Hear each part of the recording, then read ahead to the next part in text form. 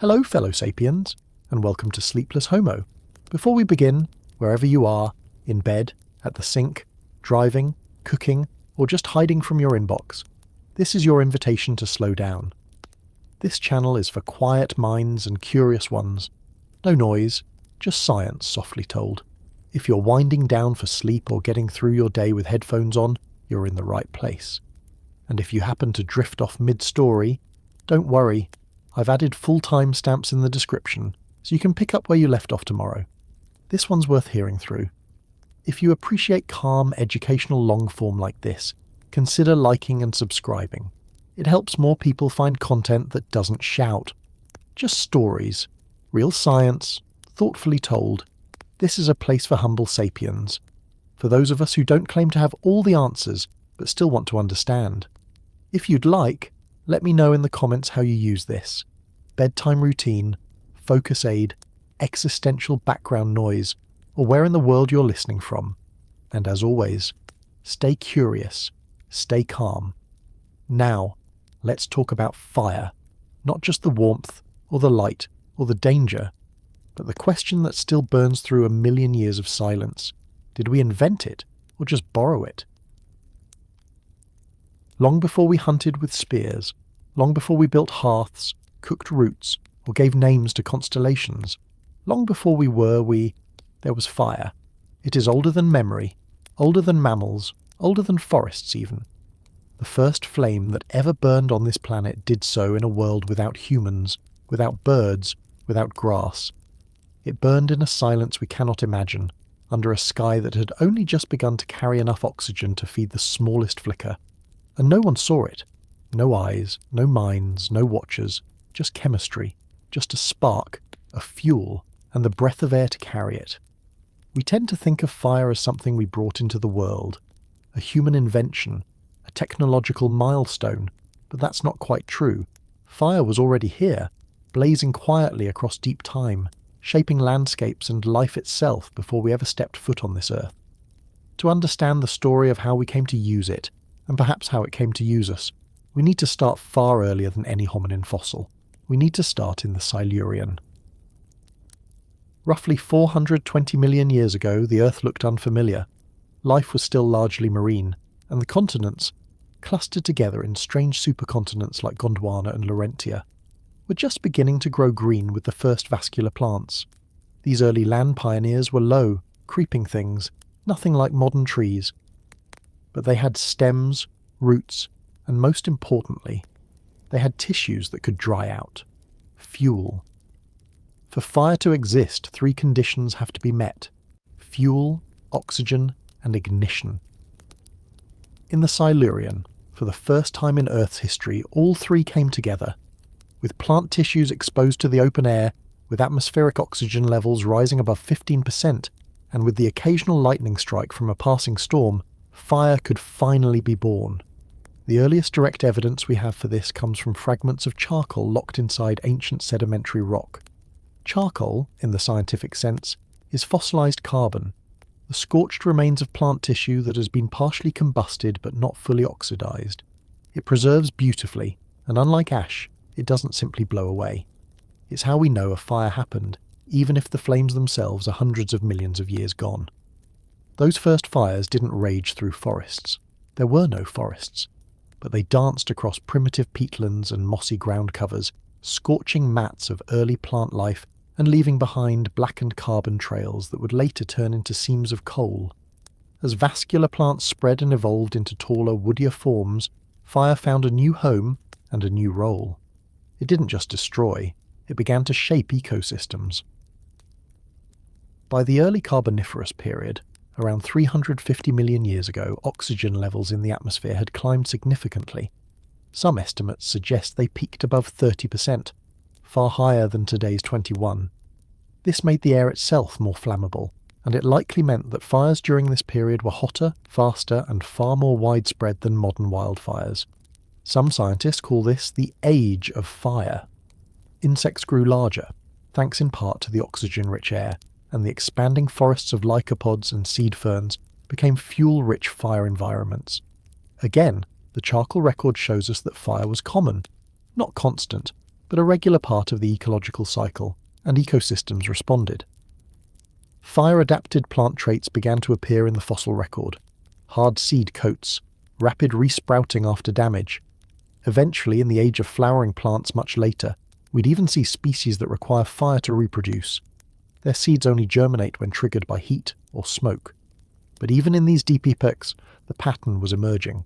Fire was a force that selected, shaped, and even favoured certain forms of life over others. It wasn't a one-time event, it was an evolutionary pressure. Of course, not every period in Earth's history has been equally flammable.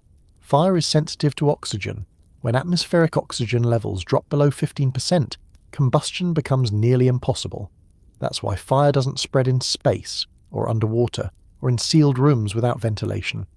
And it's why, during certain intervals of geological time, fires likely disappeared from the planet almost entirely.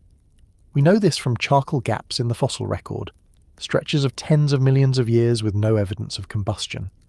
The reasons for these low oxygen intervals are still being studied. Some are tied to shifts in global climate, others to massive volcanic events, or the burial of large amounts of organic carbon that locked oxygen away. Whatever the cause, the flame went out, and then, later, it came back. By the time the dinosaurs arrived in the Triassic and flourished through the Jurassic and Cretaceous periods, fire had become a permanent, recurring part of terrestrial life. Lightning-ignited wildfires raced through fern prairies and conifer forests, clearing ground and creating space for new growth. Some of the most fire-adapted plant lineages in the modern world, like pines, eucalypts, and proteas, may have their origins in this era. Their thick bark, serotinous cones, and chemical defences against herbivory all suggest long coevolution with flame. In fact, one study suggests that around 90 million years ago, during the late Cretaceous, wildfires were so common in some regions that entire ecosystems depended on them to maintain their balance. Remove the fire, and the vegetation would shift. Forest would replace grassland, species would disappear, and still, no one watched. No animals made campfires, no creatures gathered around for warmth or light. Fire existed as a purely natural force, sparked by lightning, fed by oxygen, shaped by weather and vegetation but unclaimed. Its role was ecological, not cultural. It was fuel recycling, not meaning-making. That would change, but not yet. After the asteroid impact that ended the Cretaceous 66 million years ago, global ecosystems were disrupted. Forests burned, skies darkened, and fire may have played a role both in the extinction and the recovery process. The Paleocene and Eocene saw the rise of mammals, small, fast, and mostly nocturnal at first, and the eventual spread of early primates. But for tens of millions of years, even as forests regrew and grasslands expanded, there is no evidence that any species engaged with fire in a deliberate or patterned way. That brings us to the Miocene, around 7 million years ago. This is where the story starts to tilt. Not because fire changed, but because the landscape did. The spread of grasses and the formation of open savannas, especially in East Africa, created a new fire regime. Grass burns quickly and regenerates fast. Lightning fires in dry seasons became more common, and with them came ecological shifts. Tree cover thinned, grazing herbivores evolved to navigate a mosaic of burned and unburned patches. And somewhere in this mosaic, early hominins were watching. We don't know if they understood what they were seeing. That would be speculation. But we do know that modern chimpanzees and other primates are aware of fire. They avoid it. They watch it. In some experiments, they even seem to recognize its predictable behavior. There is no reason to assume early hominins were less observant. They likely saw fires move across the savannah. They likely foraged in recently burned areas, collecting scorched tubers, cracked nuts, or the roasted carcasses of small animals caught in the blaze. They may have noticed that burned land attracted grazing prey, that fire cleared thorny brush, that it brought both danger and opportunity, but there is no evidence that they controlled it. Not yet. Not in this stretch of time. This is the moment in the story when fire begins to shift from a background force to a foreground possibility, when it moves from ecosystem to encounter, when it becomes something our ancestors didn't just see, but maybe started to follow. The line between fear and fascination was beginning to blur. Still, if we're being honest, and science should always be honest, we don't know exactly when that shift happened. We don't know who lit the first fire. We don't know if it was a planned act or an accident. What we do know is that for hundreds of millions of years, fire shaped the Earth without us, that it left trails of ash and carbon long before we ever built a hearth or boiled a root, that it was here, patient, burning, waiting. And when we finally arrived, we weren't the first to see it, but we may have been the first to wonder what it meant. Picture a horizon of golden grass, brittle and sun-cracked, stretching into the distance under a pale blue sky. Trees are few and scattered, their canopies flat and thin like nervous umbrellas. The wind moves quietly through the tall stems, then a strike, not of language or tools or thought, but of lightning. The savanna catches, and fire races through the dry vegetation with a crackling rhythm as old as oxygen. Tall plumes of smoke rise over East Africa, and for the first time in a very long time, something different watches them pass. Between 3 million and 2 million years ago, East Africa was undergoing a transformation. The climate was shifting toward cooler, drier conditions. Dense tropical forests that once covered much of the region began to retreat, replaced by open woodlands, and eventually the grassy plains that today define the savanna. This wasn't a sudden change, but a slow environmental pivot. And with it came fire, not new, but newly frequent. Grasslands, as a biome, invite fire in.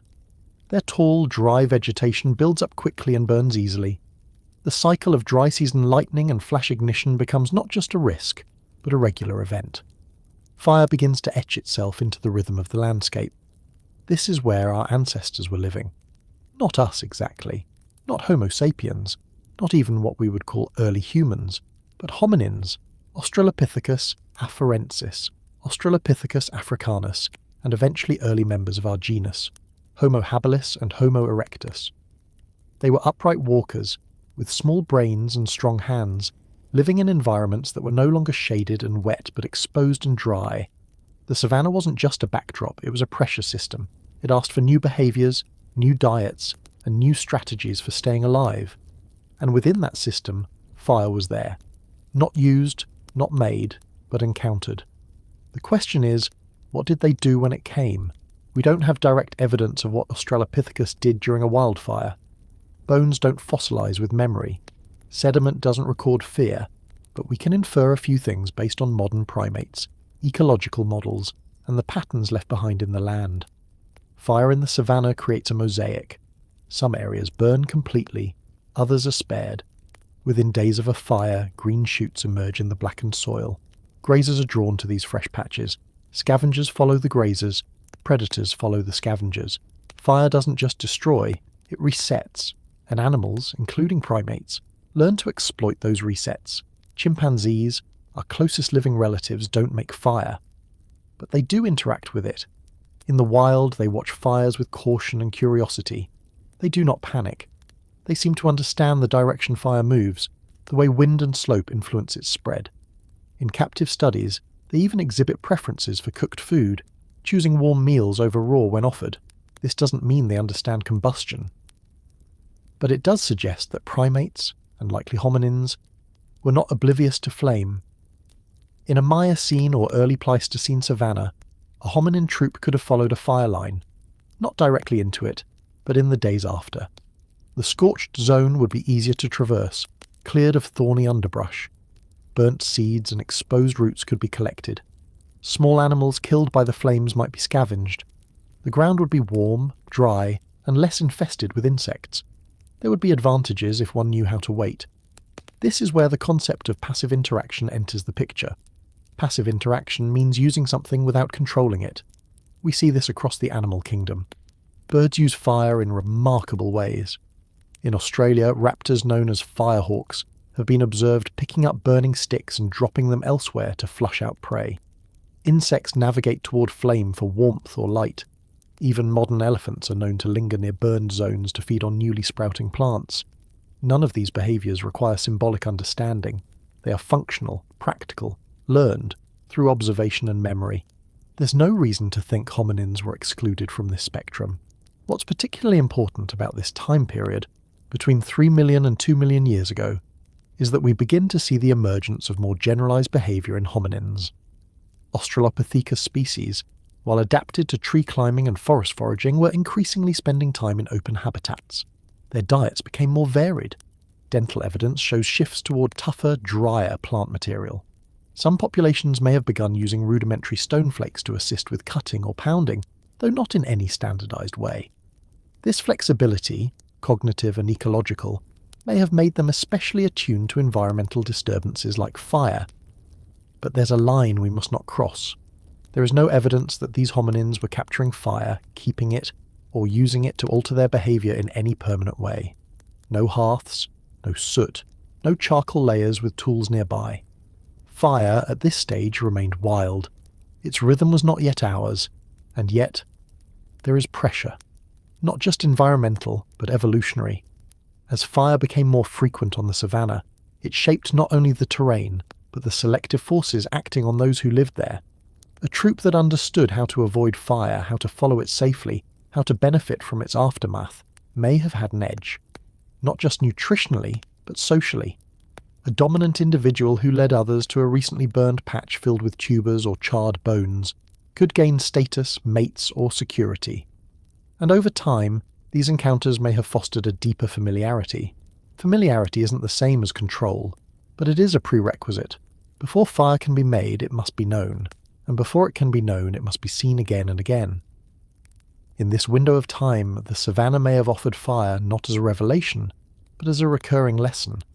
Not in the form of a myth or a ritual or a story told around a campfire. Those things did not exist, but as a pattern. A visual, visceral event with consequences that could be anticipated, avoided, or exploited. From a scientific perspective, this moment is difficult to study. There are no charred artifacts to analyse, no residues to date, no constructed features to map. Instead, we're left with paleo-environmental reconstructions, stable isotope data, sediment cores that show cycles of burning, fossil assemblages that suggest shifts in foraging strategies. It's the slow detective work of reconstructing context, not events, and it demands humility. We can't say what a hominin saw. We can only try to understand what the world was showing them. Still, the questions remain. Did fire scare them? Likely, yes. It scares us still. But did it also fascinate them? Did they pause, hidden in the brush, watching flames move across the plain, feeling the heat at a distance? Did they notice how the predators kept their distance, how the grass turned black and then green again? These are not questions we can answer with confidence. But they are questions worth holding, because it's here, in this space between fear and familiarity, that the long arc of fire and humanity begins to bend. Not toward mastery, not yet, but toward awareness. And perhaps that's the deeper story of this period. Not what fire did for us, but what it taught, without words, without teachers, without culture. Just light, movement, heat, and memory. The beginning of a recognition that the world could change suddenly, violently, and then grow back. We don't know when the first hominin walked toward a burn scar instead of away from it. We don't know when one of them decided to wait rather than flee. But the savannah would have rewarded those who did, and evolution, silent and patient, would have noticed. It's tempting to imagine that everything began with invention. That fire was a spark of genius, a single moment of insight. But more often, the truth is slower, less dramatic. Our relationship with fire may not have begun with a strike of flint, but with a slow, quiet watching, with footprints in the ash, with eyes adjusting to the glow on the horizon, with a cautious step forward, not to control it, but simply to follow, and that leaves us with a question, one that still smoulders beneath all the archaeological data, all the charcoal layers and cave soot and burnt bones. Before we made fire ours, how long did we just live beside it? There is a place in northern Kenya where the land is dry and fractured, where the bones of rivers long gone lie exposed to the sun, and the sediments run in bands of muted colour like a page half erased. Kubifora. It's not the first place you might think to look for a story about fire, but if we want to understand how our ancestors first came into contact with it, not just as watchers from the edge of the grassland, but as beings beginning to inhabit its rhythm, then this place, and this moment in time, maybe where the spark begins to change shape.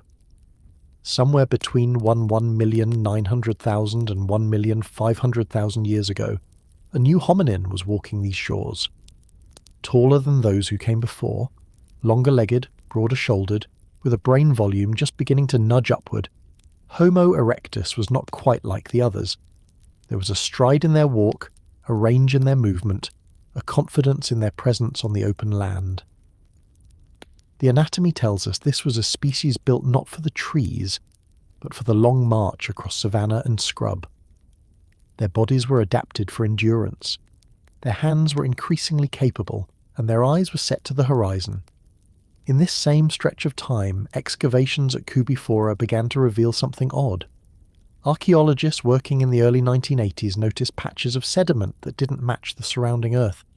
They were reddish, orange-tinted and compact, with signs of heating that penetrated several centimetres below the surface. Not just sun-baked or weathered, but transformed. These colour changes weren't random. They occurred in discrete areas, often associated with stone tools and fossilised bone fragments. And those bones, in some cases, showed signs of burning. Darkened edges, cracked surfaces, heat-altered textures. Nothing dramatic, nothing that screamed campfire, but enough to raise a question. Could this be evidence of fire? And if so, what kind? The first and most cautious interpretation is geological. Maybe these patches were caused by natural heating, volcanic activity, lightning strikes, wildfires that left behind pockets of scorched soil. East Africa sits along the Rift Valley, a region of tectonic activity, so heat from below is not implausible. But the distribution of the discoloration, the way it occurs in isolated circular formations, and not as wide bands or randomly spread streaks, suggests something more localized, more surface-bound, more selective. Then there are the stones. At Kubifora, archaeologists found lithic material that had been heat-modified. Some flakes showed thermal fractures consistent with exposure to high temperatures, and while it's true that many types of rock can crack under pressure or weathering, the pattern here matched what is often seen in fire-altered contexts: uneven spalling, surface crazing, and a glossy sheen that forms when stone is exposed to heat above 200 degrees Celsius. These are temperatures difficult to reach without flame. Still, fire by itself doesn't tell us much. What matters is context, and the context here is striking. In the same layers as these heated stones and oxidized soils, we find traces of a species capable of something new. Homo erectus, at Kubifora and across East Africa, is associated with the first appearance of more complex stone tool traditions. The Acheulean industry, hand axes, bifacial tools with symmetrical edges, not just broken rock but shaped instruments. This isn't intelligence in the modern sense, but it is intentionality, a kind of forethought, a plan carried through the palm of a hand. So the question becomes, did Homo erectus find fire, or follow it? There is no definitive evidence that this species controlled fire. No hearths, no constructed fire pits, no clear signs of repeated burning in the same location that would suggest habitual use. But there is growing suspicion that something was beginning to shift. That fire in this time and place may have moved from being an occasional environmental event to a more regular part of life. Still natural, still wild, but perhaps noticed, perhaps used, if only briefly and without mastery. One possibility is opportunistic use. Imagine a fire started by lightning. It moves through dry grass, kills a few small animals, chars some roots, exposes the earth. The next morning, a Homo erectus group moves in. They scavenge, they gather, they rest in the warmth. Maybe they carry a smouldering stick a short distance, trying to hold on to the heat a little longer. Not to cook, not to signal, but because it means something. Not symbolically, not spiritually, just functionally. Fire is light. Fire is heat. Fire keeps the flies away. It's speculative, of course. Science demands caution. These ideas are not confirmed by direct archaeological proof, but they are increasingly modelled by researchers studying the behaviour of early hominins and their likely interactions with environmental fire. And Kubifora offers one of the earliest places where these questions become archaeologically grounded. What complicates the story further is the presence of multiple hominin species at the site. While Homo erectus is strongly associated with the tools and technology found here, another species, Paranthropus boisei, is also present in the fossil record. Paranthropus was smaller-brained, more robust in jaw structure, and likely specialized in hard plant foods. The debate remains open as to whether both species were using the same spaces at the same time, or whether their remains simply accumulated in the same geological layers over thousands of years. Either way, the presence of burnt bone and heated stone in contexts associated with Homo erectus lends weight to the idea that this species may have been at least near fire. Whether they made it, or merely used it, remains unknown. So what do we make of it? If the evidence is scattered, partial, and controversial, why focus on this period at all? Because this is where we begin to see the tension between what is natural and what is noticed, between the fire that reshapes a landscape and the beings beginning to think in landscapes. Homo erectus was not us, but they were beginning to live in ways that foreshadowed us. Their expanded range, from Africa to the Caucasus to Southeast Asia, their increasing dietary flexibility, their more refined tools, their longer childhoods and more cooperative group dynamics.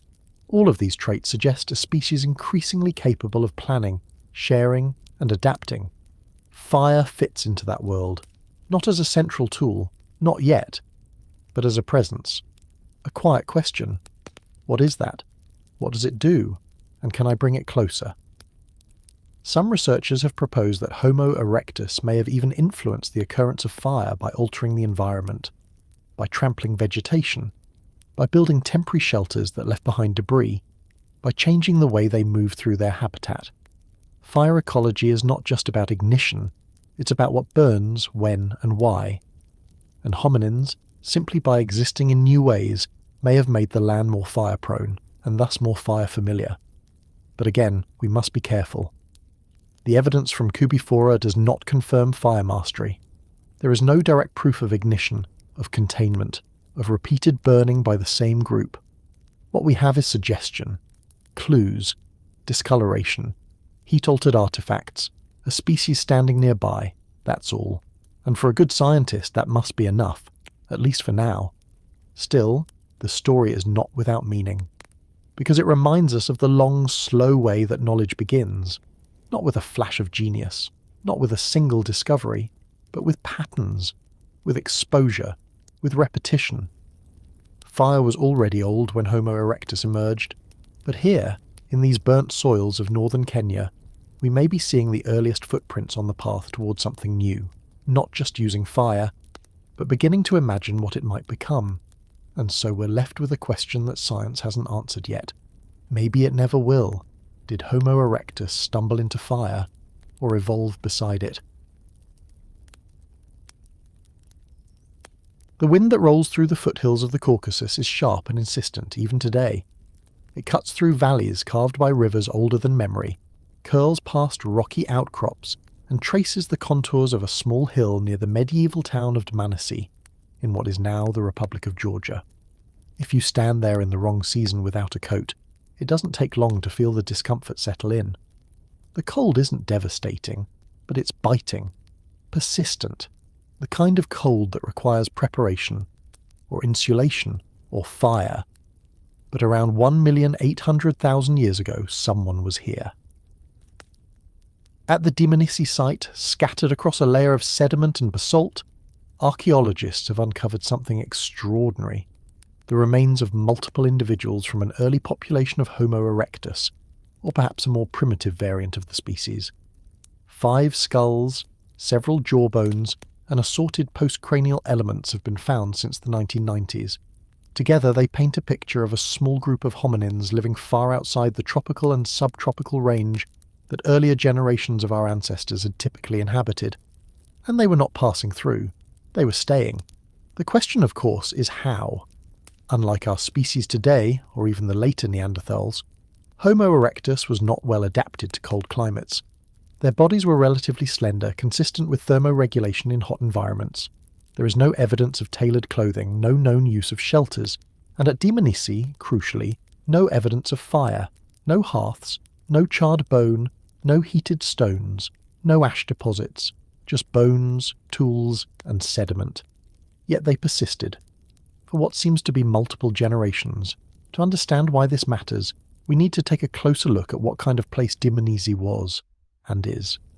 The site sits at a transitional altitude, high enough to experience winter frosts, yet low enough to remain biologically productive.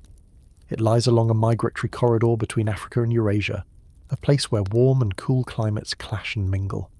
In the early Pleistocene, the region likely experienced cooler average temperatures than those found across most of East Africa. Not frigid in the Arctic sense, but cool enough to require adaptation.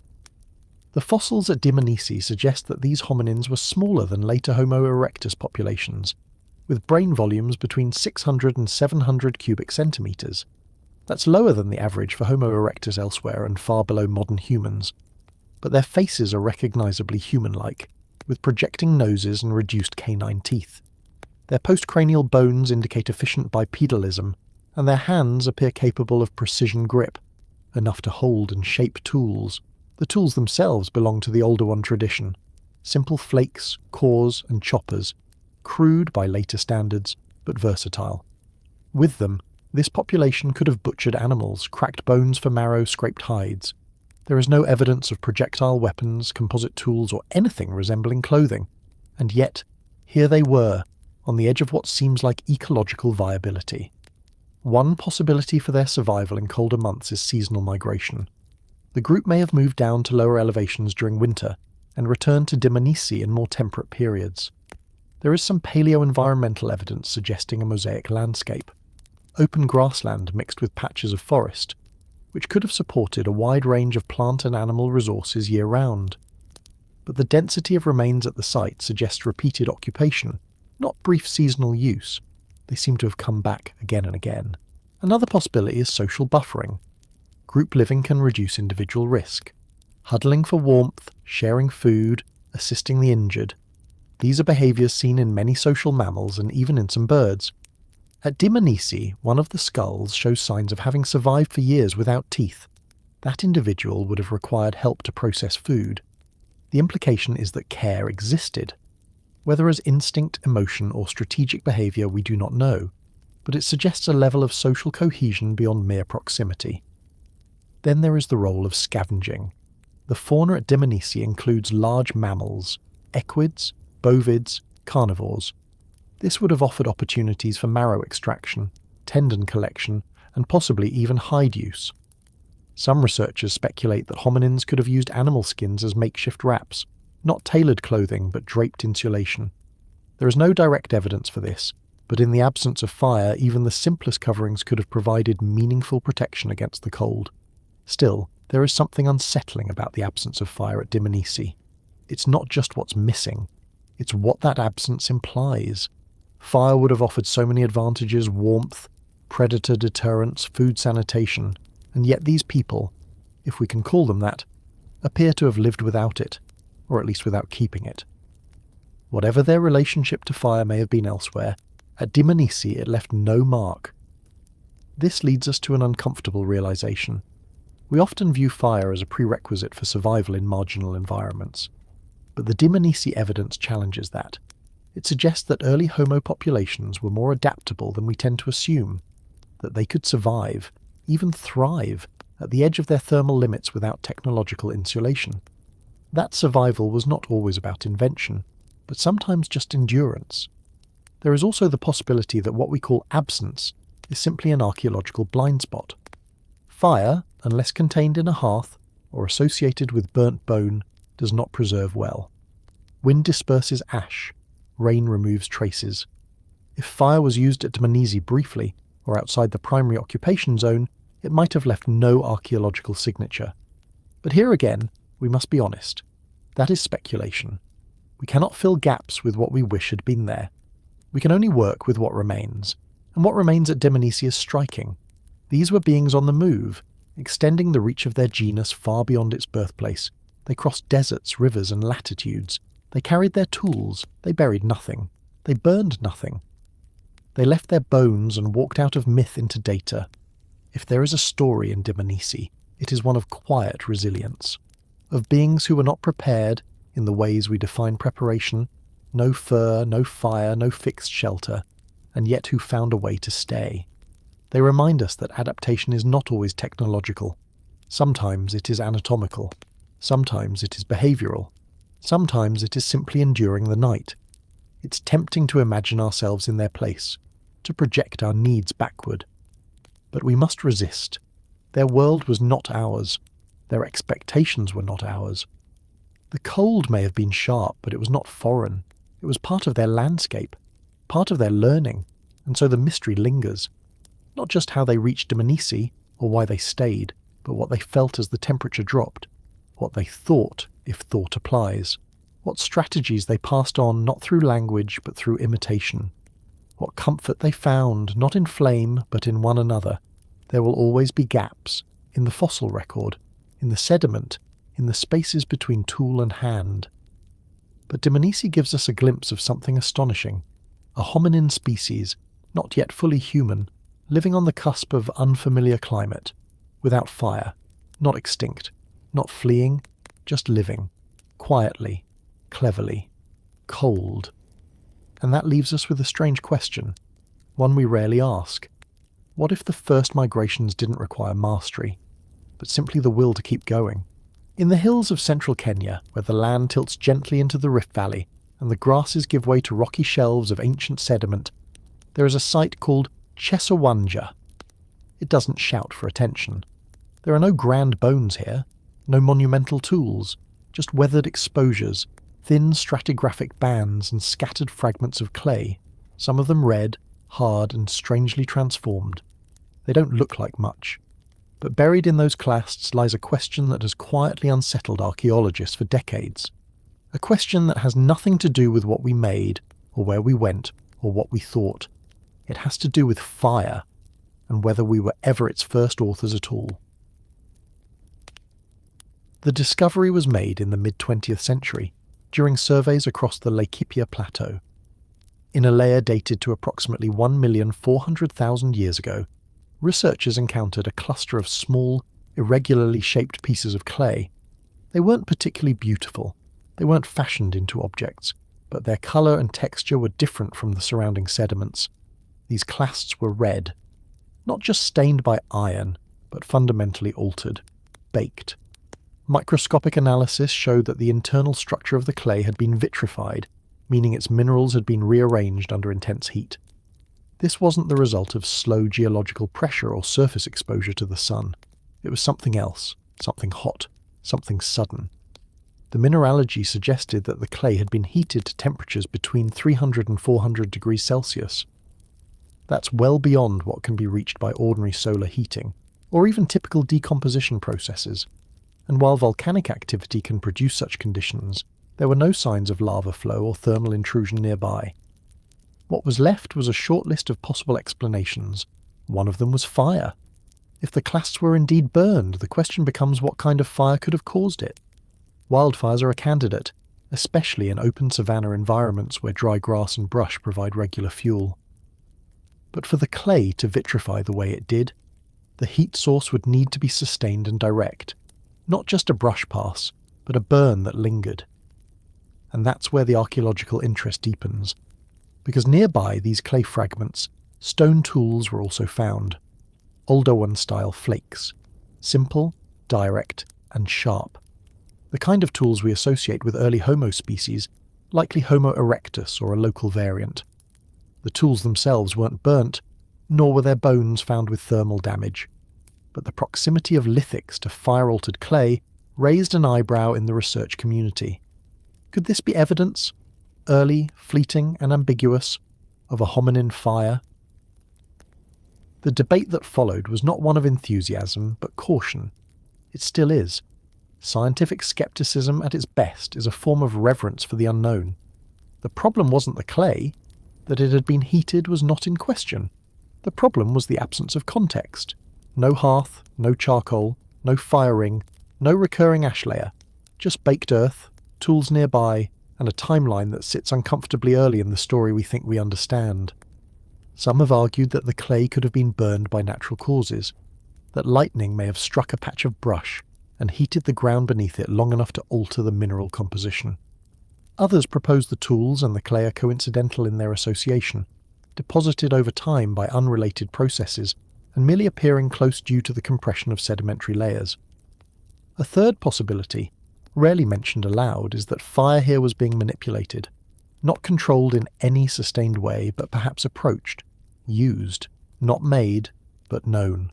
There is no way to resolve that ambiguity yet, but there is something valuable in its presence, because it reminds us how subtle the archaeological record of fire can be, how easily it can be erased. Fire doesn't fossilize, it doesn't leave durable artifacts unless it touches something durable: bone, stone, ceramic, soil.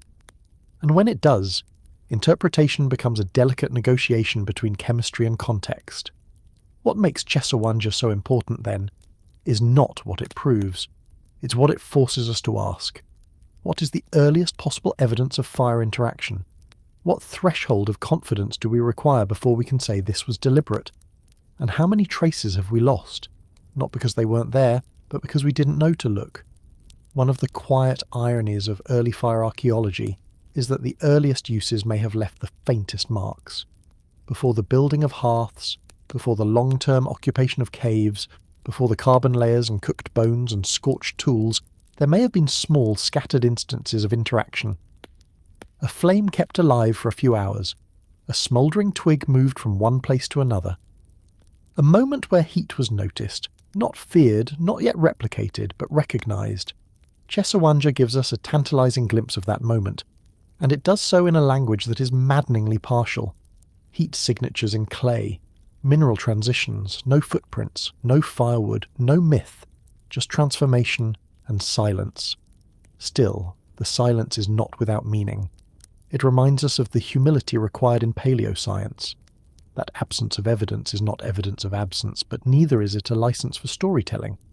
That the burden of proof remains high, especially for claims as foundational as fire, and that while our ancestors may have flirted with flame, the traces they left behind may never quite speak clearly, but that doesn't mean they didn't try, or that we shouldn't keep listening. If there is a lesson in Chesawanja, perhaps it is this: that sometimes what matters most is not the fire we controlled, but the fire we didn't, the one that happened beside us. Without our input, without our consent, that altered the ground and left us wondering whether it had anything to do with us at all, because that's the honest state of early fire research.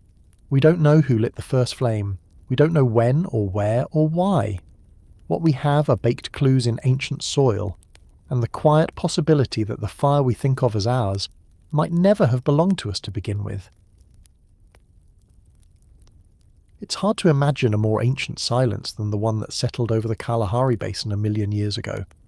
Back then, before there were maps or myths or even modern minds to make sense of them, there was only open land, weathered stone, and the long march of time, each day indistinguishable from the last, unless perhaps something caught fire. There's a cave here called Wonderwerk, quietly tucked into the side of an ancient hill in the northern Cape of South Africa. Today, it's a heritage site. Then, it may have been something else entirely, the site of the first flame ever purposefully held inside a shelter. Not sparked, not kindled, just held, preserved. Long enough perhaps to matter. The idea that a 1,000,000-year-old cave might cradle the earliest known signs of human fire feels almost too symbolic to be true, but that's precisely what makes the site so compelling. Because for all our myths about man discovering fire, the truth is far messier. There's no Prometheus here, no single lightning bolt or brilliant leap forward, just ash, bone, sediment, microscopic layers of heat-altered earth, compressed by time, complicated by geology, and interpreted cautiously by archaeologists who know better than to ever claim certainty. So what exactly did they find? Beneath the modern desert crust of Wonderwerk, archaeologists uncovered sediment sequences stretching back nearly 2 million years. Within these ancient deposits, at levels dating to around 1 million years ago, researchers noticed something unusual. First, scattered fragments of burnt bone, animal remains bearing heat damage inconsistent with external wildfires. Then, faint but consistent signs of ash, deeply embedded within the cave's interior. Importantly, this wasn't surface-level soot from a recent lightning strike. The ash was buried, compacted and layered, suggesting it had formed in place, and over time. That distinction matters. Fire outside is one thing. A wildfire rips through the savannah and scatters both predator and prey. But a fire inside, a fire in a cave, suggests more than coincidence. It implies containment, shelter, maybe even intent. The sediments at Wonderwerk were analysed using microstratigraphy, a technique that allows scientists to detect even the subtlest chemical changes in compacted Earth. They also used Fourier transform infrared spectroscopy to distinguish between naturally heated soil and ash, formed by burning organic matter. The results pointed, again and again, to controlled fire, at least in the sense that it had been sustained within the cave itself. But here's the complication. Controlled does not mean created. There's no evidence that the hominins occupying Wonderwerk knew how to spark a flame. No charred sticks shaped into fire drills. No flint or pyrite-bearing stones showing deliberate wear. What they may have done, however, is take advantage of what nature gave them. If lightning struck the plains and flames reached the edge of camp, perhaps they learned to carry embers inside. Maybe they learned to feed them slowly, or maybe, just maybe, they noticed that some fires burned better than others when tucked into a windless cave. There's a haunting restraint in how scientists talk about this period. No one claims mastery. No one suggests invention. The phrasing used is always cautious, always conditional. Evidence suggests. Possible hearth. Likely localised burning. And that's precisely what makes the Wonderwerk findings so compelling. They sit right on the edge of inference, where data runs out and curiosity takes over. Some scholars have pushed back, arguing that the ash could have been windblown, or that the heat-altered bones might result from ancient geochemical processes. And those challenges matter.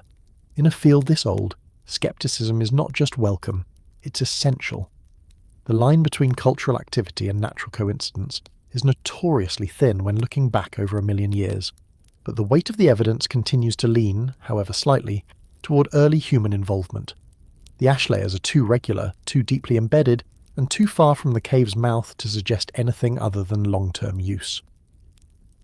The heat damage on bones appears consistent with low-temperature burning, like what you might see in a smouldering hearth, not a forest blaze. And while nothing here proves fire creation, everything points towards something equally important: fire management. To manage a fire is in many ways harder than to start one. It requires patience, attention, a willingness to stay put, and most of all, a deepening awareness of cause and effect. If I feed this ember, it survives. If I neglect it, it dies. This quiet shift from chaos to continuity may have been one of the earliest signs of a truly human mind. We don't know which hominin species used Wonderwerk. It may have been Homo erectus. It may have been an even earlier population. Whoever they were, they left no tools in the ash, no cave paintings, no symbolic traces of self-awareness. But they did leave heat, trapped, layer by layer, in a cave that has since outlived ice ages, extinctions, and every story ever told around a fire. And that in itself raises a strange question. What did it feel like to sit beside the first contained flame? Was it relief? Fear? Boredom? Did they sleep better that night, with the flicker on the cave wall casting off the shadows? Or did they simply crouch there, eyes open, watching a thing they didn't yet understand, and somehow knew not to extinguish? There are no answers, only sediment, and still, we keep asking. Because somewhere in that ash lies a threshold we crossed without knowing it. Not the moment we made fire, but the moment we stayed with it. And perhaps quietly, it stayed with us too. If you had to walk into winter without fire, would you make it out? It's not just a thought experiment. Somewhere between 1 million and 500,000 years ago, early humans, or something like them, did exactly that. Long before woolen cloaks or hearth-lit caves, long before even the certainty that anyone could make fire at will, hominins were spreading into Europe. And somehow they survived. Or at least some of them did. We know they were there. Stone tools tell us. Bones tell us.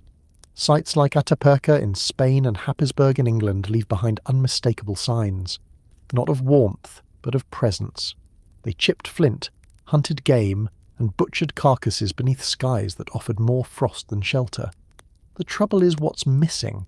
If they had fire, it didn't leave a trace. No hearths, no scorched sediment, no layers of ash. Not even a singed bone to whisper, "We burned something." It's an archaeological silence that's hard to ignore. This silence, though, isn't always the final word. The absence of evidence, as scientists constantly remind each other, is not the same as evidence of absence. Hearths might not survive, burnt wood decomposes, bones get scavenged. Even in more recent archaeological layers, fire can be elusive. And yet, when the layers stretch back 1,000,000 years and still offer no trace, across sites, across regions, it raises a harder question. What if they really didn't have fire? What if they crossed into winter with nothing more than sharp rocks and a problem-solving brain? The cold of Ice Age Europe was not always constant. Much of the Pleistocene oscillated between glacial and interglacial phases, long epochs of frigid wind broken by warmer spells. Migration might have followed these cycles, with early hominins expanding north during warmer pulses, then retreating south when things froze. It's one way to survive the cold, by running from it. But migration comes with its own costs. It requires awareness, memory, cooperation. It forces groups to move with the seasons, perhaps even with the herds. Did they move deliberately, or did they simply follow food? Were they explorers or drifters? No one knows. The fossil record does not capture intention. Another way to survive the cold is to outwit it. That's where shelters enter the picture. Not houses, but hideouts. Natural formations, overhangs, shallow caves, maybe even windbreaks built from scavenged branches and bones. Nothing grand, just enough to stay out of the wind. But even this idea walks a tightrope. Temporary shelters rarely leave archaeological signatures. Unless something collapses, burns, or accumulates sediment, it vanishes. Which means we're left trying to imagine behaviour from what hasn't fossilized. Then there's the question of clothing. If fire was absent, warmth must have come from somewhere. Fur hides, perhaps, scraped and tied crudely around the body. There's no direct evidence of this. No preserved threads, no needles, no buttons. But the logic is compelling. Skinning animals is something even modern chimps can learn. With basic tools, cutting hide becomes easier. And while fashion was surely not the point, insulation may have been a matter of life or death. Some researchers have even proposed that early humans had denser body hair, a remnant of earlier ancestors better adapted to the elements. Again, we don't know. Hair doesn't fossilize, but neither do intentions. The body can adapt in many ways, and evolution rarely asks for our permission. Still, if they lacked fire, not just the ability to make it, but the knowledge to keep it, then food must have been consumed raw. That's not impossible. Raw meat, marrow, and tubers can sustain life, but they demand more from the gut. Some paleoanthropologists suggest that the digestive tract of early Homo erectus was still robust enough to handle it. Others, like Richard Wrangham, point to the shrinking guts and jaws in later hominins as evidence that cooking eventually became essential. But around 1,000,000 years ago, it's plausible that raw food still ruled the menu. Warmth, not calories, was the bigger problem. And so we're left with a puzzle. Fossils in cold places, no fire, no shelter, no clear signs of clothing. Yet somehow these early migrants endured, at least long enough to leave behind tools and bones. Perhaps that's all endurance means, archaeologically speaking. Long enough to leave a trace. Sites like Pakefield and Happisburgh in England suggest human presence even in high-latitude environments. In Happisburgh's case, footprints preserved in estuarine mud tell us someone walked there nearly 900,000 years ago. Someone with a human-like foot walking beside what might have been children. The climate at the time was mild by British standards, but still brisk compared to the equatorial homelands of their ancestors, and still no fire. In southern Europe, the picture grows murkier. Atapuerca, in northern Spain, has yielded both stone tools and fossilized remains from around 800,000 years ago. Homo antecessor, perhaps, another early player in the human story. Here again, signs of butchery and tool use abound, but signs of fire are absent. Did they eat raw meat? Did they huddle in caves through wind and rain? Or did they migrate in and out with the turning seasons, never staying long enough to need a flame? Some scholars argue that fire may have been used intermittently, but without permanence. A spark carried from a wildfire, nurtured for a few days, then lost. Such use would be nearly invisible in the fossil record. No hearths, no build-up, no pattern, just passing flame, borrowed, not made. And when it flickered out, there was no second chance. unless lightning struck again. In that view, fire was not yet a tool. It was a fleeting opportunity. Others suggest that the ability to control fire had simply not emerged, that these early Europeans were cold adapted in other ways, perhaps higher metabolic rates, perhaps behavioural plasticity, a fancy way of saying they figured things out as they went. Maybe social bonding was enough, group warmth, shared body heat, communal sleeping. Again, we don't know. But survival often has more to do with flexibility than technology. What makes this period so compelling is that it defies our modern instincts.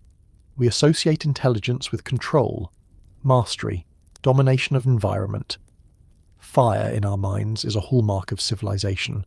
To imagine humans, or something like them, surviving without it feels like heresy. And yet, the evidence leads us there. Not because it's obvious, but because it's missing. So perhaps the question isn't whether they had fire. Perhaps the better question is, how did they think without it? Did the absence of flame shape the pace of their evenings? Did darkness fall heavier? Did predators come closer? Or was the silence of night simply another part of the world they moved through? Without fear, without mastery, just with caution and memory. Fire would come later. With it would come permanence, settlement, light at night, and the slow unravelling of time into seasons, rituals and stories. But before that there were migrations into wind. Cold feet on frozen ground, sharp stones, raw meat, and minds, perhaps, just beginning to understand that not all problems had answers. Not yet. We walk through those same winters now with central heating and electric stoves and a sense of detachment from the world's cold. But the question lingers. If they did it without fire, what are we still not seeing? What have we forgotten about the raw edge of survival? The kind that doesn't need to burn to leave a scar? Fire leaves behind a signature, not always a bold one. Sometimes it whispers in ash, fractures flint, or stains the earth a colour too faint for the naked eye to read. But at a place called Gesher Benot Yaakov in what is now Israel, that whisper might be just loud enough to change the story. The site sits along the banks of the Jordan River, and beneath layers of sediment lie hints of something extraordinary. Charred wood, blackened seeds, burned flint tools, all arranged not in chaos but in strange, repeating patterns, as if someone or something was returning to the same place over and over, doing the same quiet ritual with fire, and then leaving again without a trace of a hearth. This is not a campfire in the modern sense. There is no circle of stones, no thick deposit of charcoal, no hearth wall baked red by years of use. In fact, some archaeologists hesitate to call it fire use at all. There is no hearth, they argue, only debris scattered across space. Others disagree. The burnt materials, they point out, are not random. They cluster in spatially distinct zones. Flint tools with burn marks here, charred seeds there. Some argue that these aren't remnants of a natural wildfire or lightning strike. They suggest that whoever occupied this site almost 800,000 years ago might have been managing fire deliberately. Not building fireplaces yet, but laying out their activities around invisible hearths. Hence the term phantom hearths. Places where fire clearly played a role, but where no architectural fire structure remains. It's a subtle theory, but it leans heavily on patterns, not just the presence of fire, but the repetition of how, where, and why it was used. The team that excavated Gesher Benot Yaakov found this kind of patterning across multiple occupational layers, and within these layers they discovered more than just ash. They found thousands of artifacts, animal bones with butchery marks, plant remains, and critically, waterlogged materials preserved in a way that's unusually rich for a site of this age. The presence of water may actually be one reason fire traces at Gesher Benot Yaakov are so elusive. A wet environment can distort or erase some of the usual chemical signals we rely on to confirm combustion. Yet, paradoxically, it may also help preserve fragile evidence like charred wood and seeds. And that's what makes this site so important. The repeated appearance of burned materials across distinct activity zones may be the closest we can get to watching early humans, or their close relatives, begin to spatially organise fire in their lives without yet fully mastering it. The timeline here matters. Gesher Benot Yaakov dates to roughly 790,000 years ago. That's far earlier than the consistent hearth seen in Europe, or the symbolic fire used later, hypothesized in places like Kesem Cave. The hominins here were not modern humans. Most researchers agree they were likely members of the species Homo erectus, or possibly a closely related lineage that had adapted to life in the Levant. They lived in a time when control over fire was still new, if it existed at all.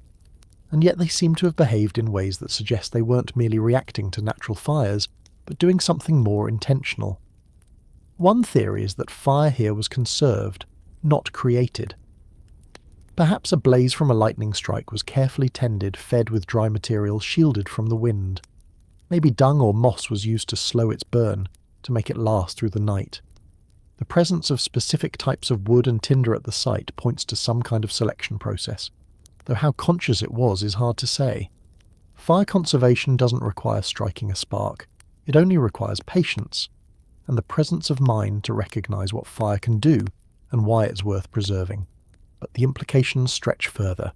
If the inhabitants of Gesher Benot Yaakov were using fire repeatedly in the same zones, that may hint at a growing awareness of space, of function.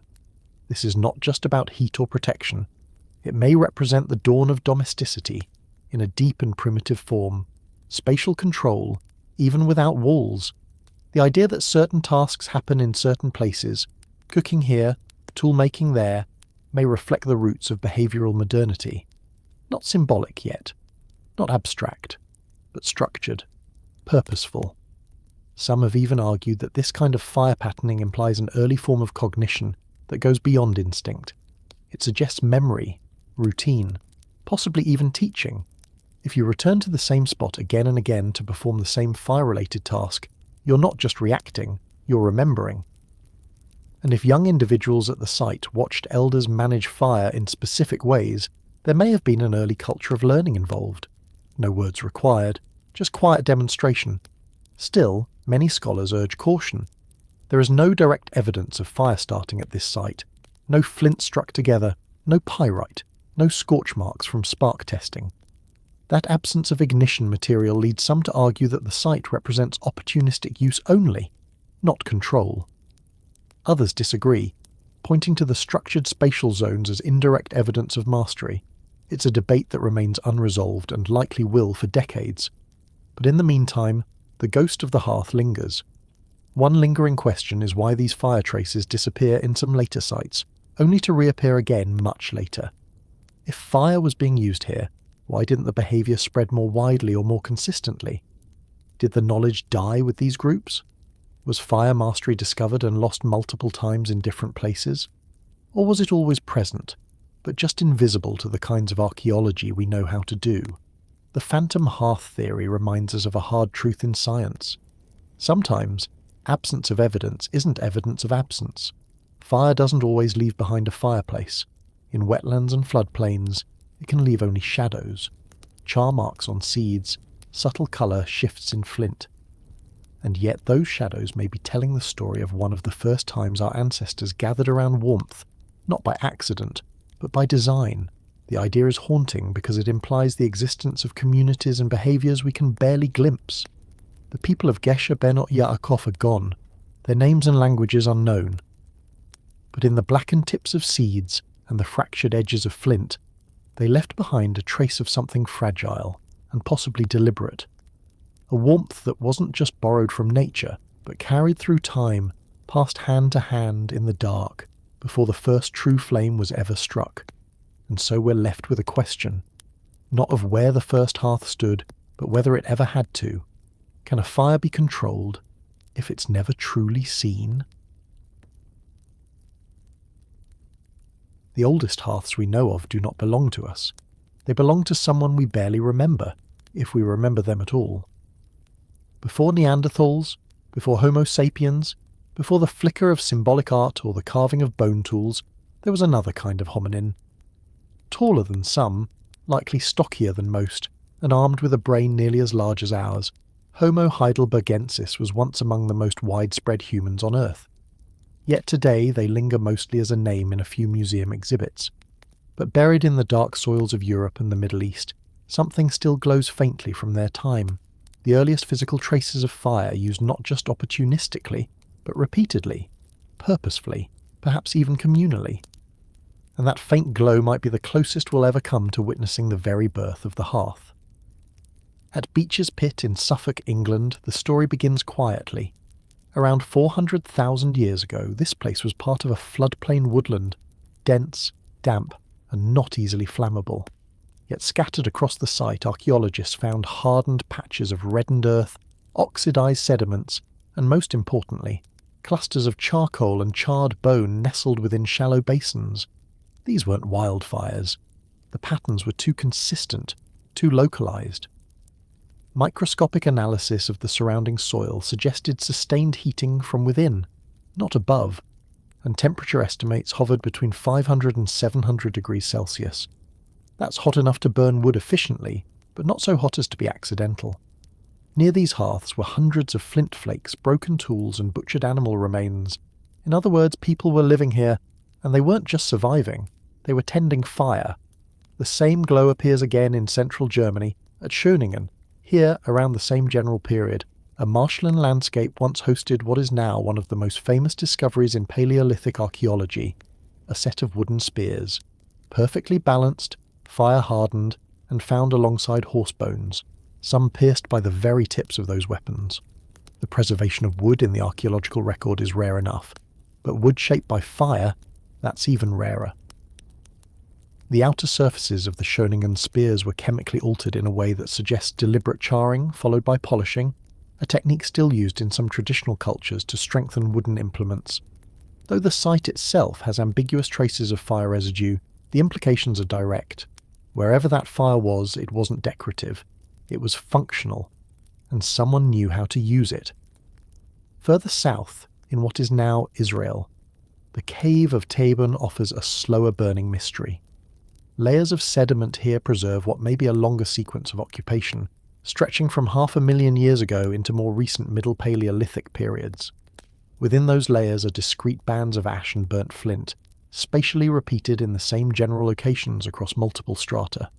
No one carved a formal fireplace, but someone, or rather, generations of someones, kept coming back to the same spots and building fires. That kind of repetition doesn't happen by accident. Whether it was for warmth, for cooking, for keeping animals away, or just because it made the cave feel more like home, fire was beginning to shape not just survival, but routine. The people who left these traces were likely not one species, but many regional variants of Homo heidelbergensis, or, depending on the classification system used, archaic Homo sapiens. They lived during a time of growing ecological instability. Glacial pulses swept across Europe. Forests gave way to steppes.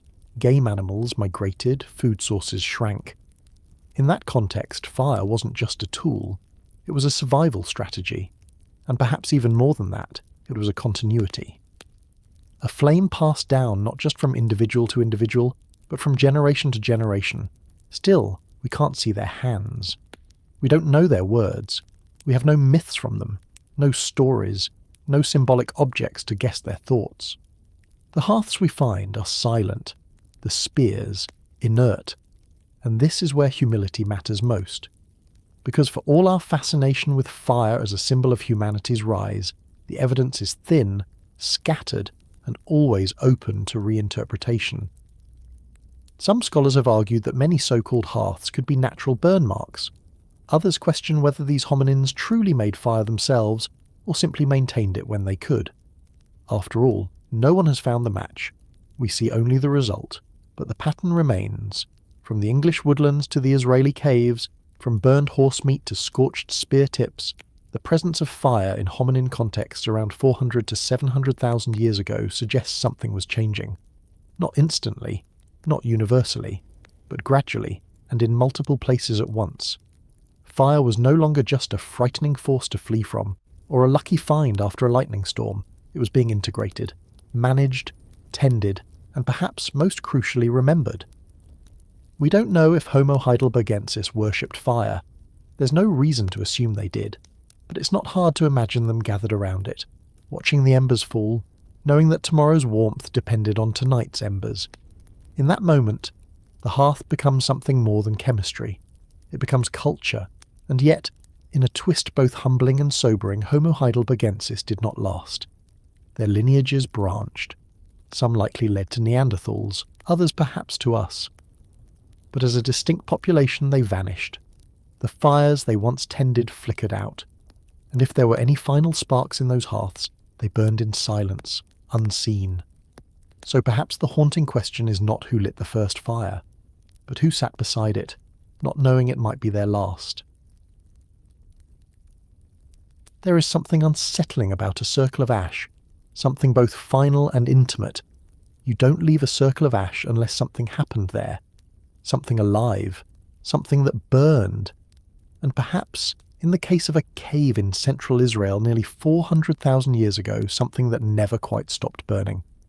Kesem Cave was first found not by a wandering hominin but by a road crew. In the year 2000, a stretch of highway excavation sliced into the limestone crust of the Judean hills. Beneath it, the earth opened to reveal a chamber sealed for hundreds of thousands of years. Inside, what emerged was not the fossilized skeleton of a forgotten ancestor. It was evidence of something more elusive: habit, repetition, return, and above all, heat. Here, inside the layers of Kesem Cave, archaeologists found traces not of a single fire, but of fire sustained. A central hearth, circled again and again by those who came back to this place, lit it, fed it, and stayed. There were bones, burned and broken, ash, fine and layered, flint tools, fractured and discarded near the coals.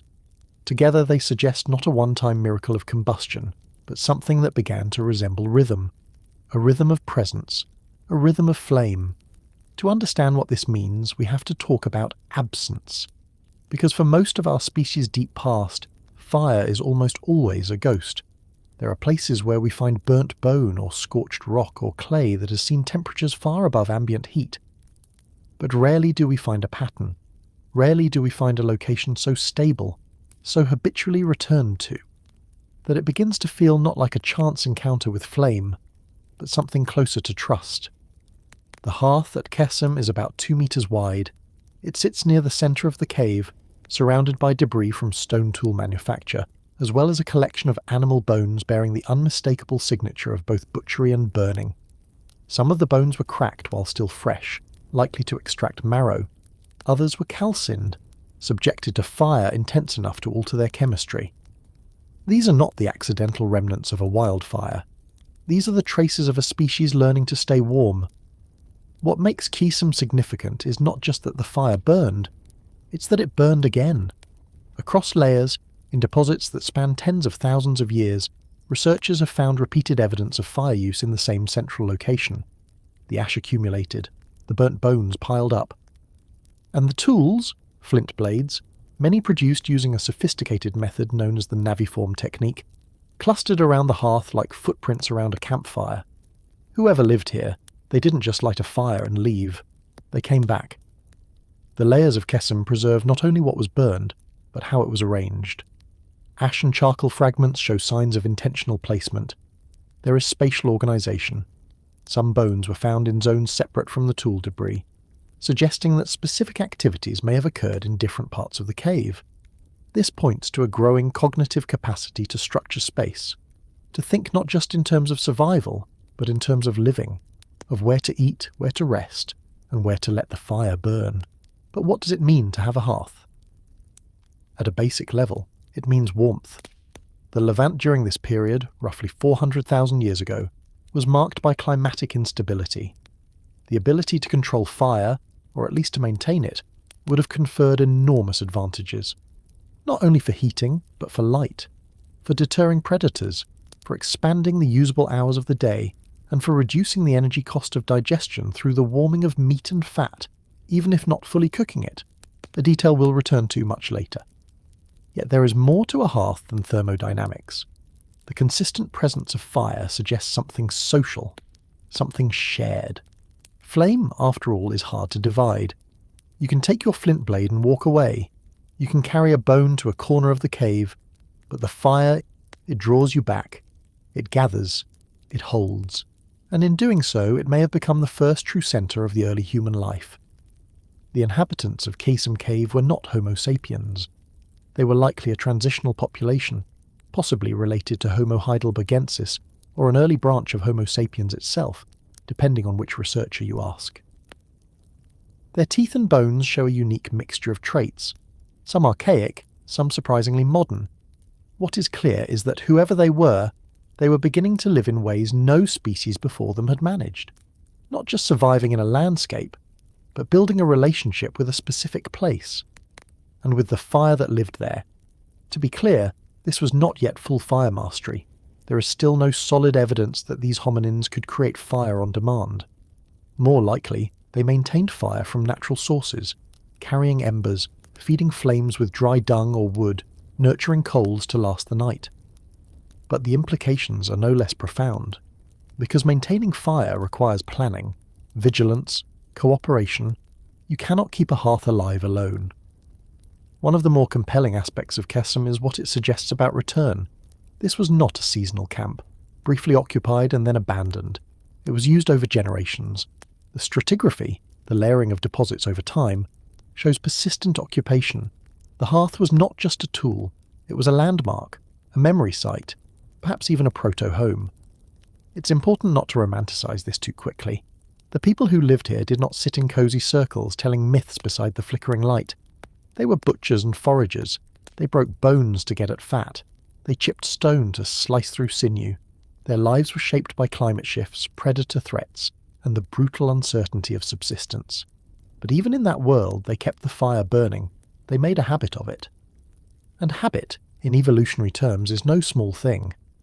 There are scientists who argue that Kesem represents a cognitive leap, not because the fire was used, but because it was used with intention, with structure, because it altered the way space was perceived, the way tasks were divided, the way tools were deposited and reused. Fire, in this view, was not just a survival strategy. It was a catalyst for a new way of thinking about life. Still, we should be careful.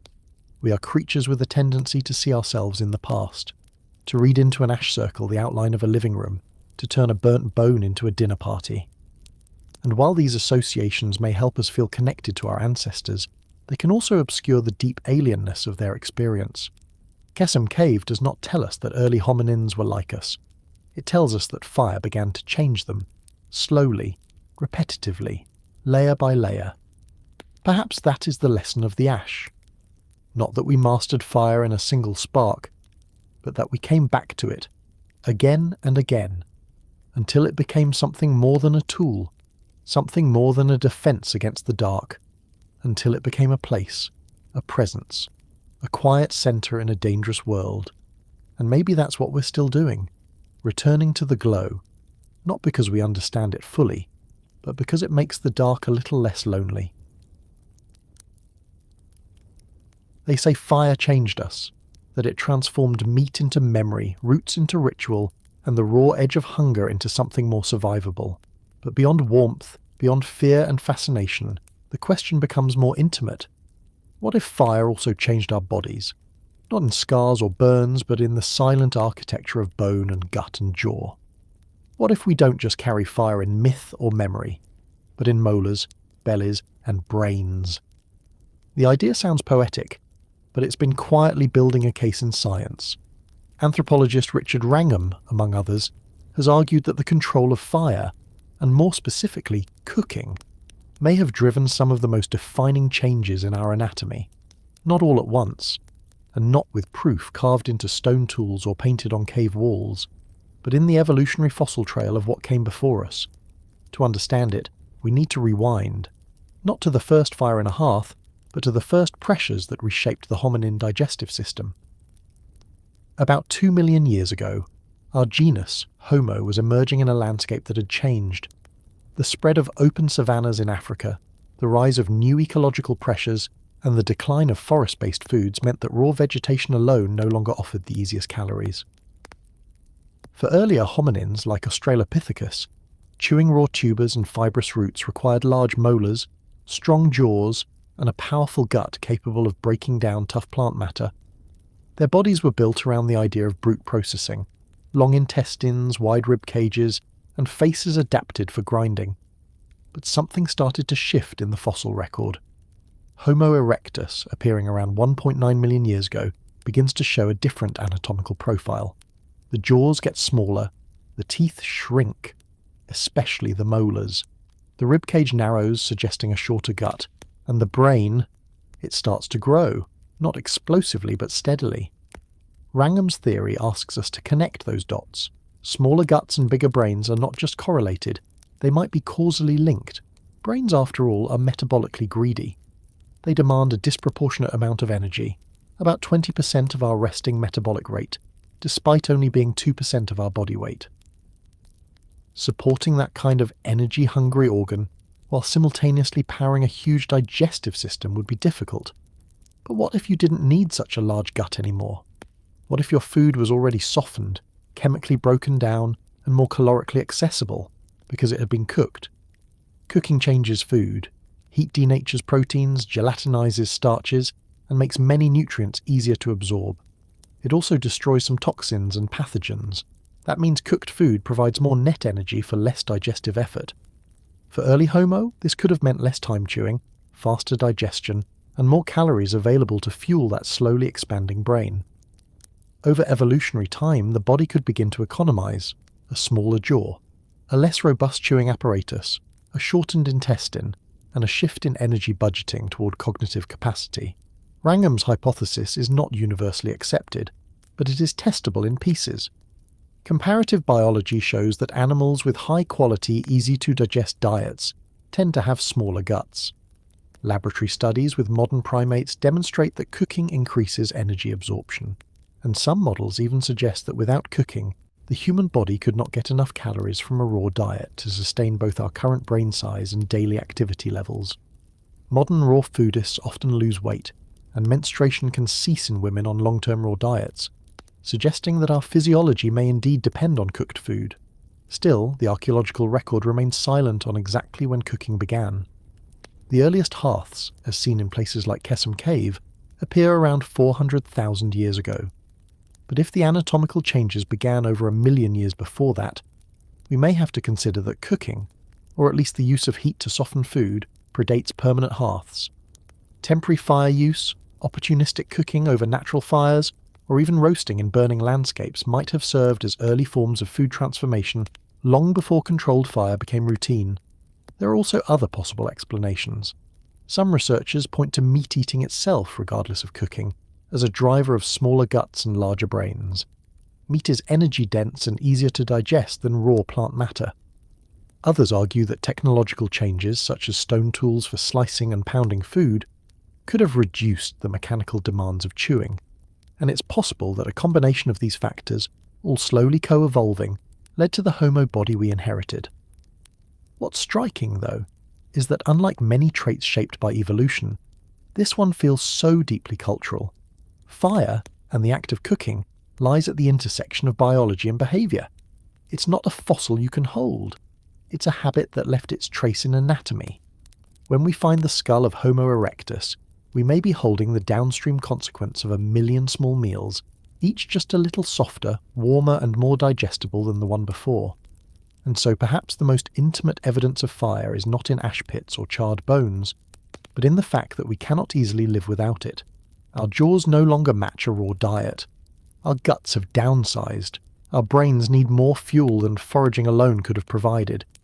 We've become creatures not just of flame, but of the transformations it allowed.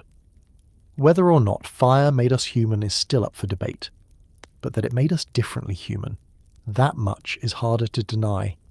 So the next time you cook, remember, that warmth on your face, that hiss of the pan, it echoes choices made long before names or languages or cities. It echoes a shift not just in how we lived, but in what we became. There are gaps in every story, but some silences feel louder than others, and in the long, flickering timeline of fire and humanity, one of the loudest silences arrives between 500,000 and 300,000 years ago. A time when early humans roamed widely across Europe, Africa, and Asia.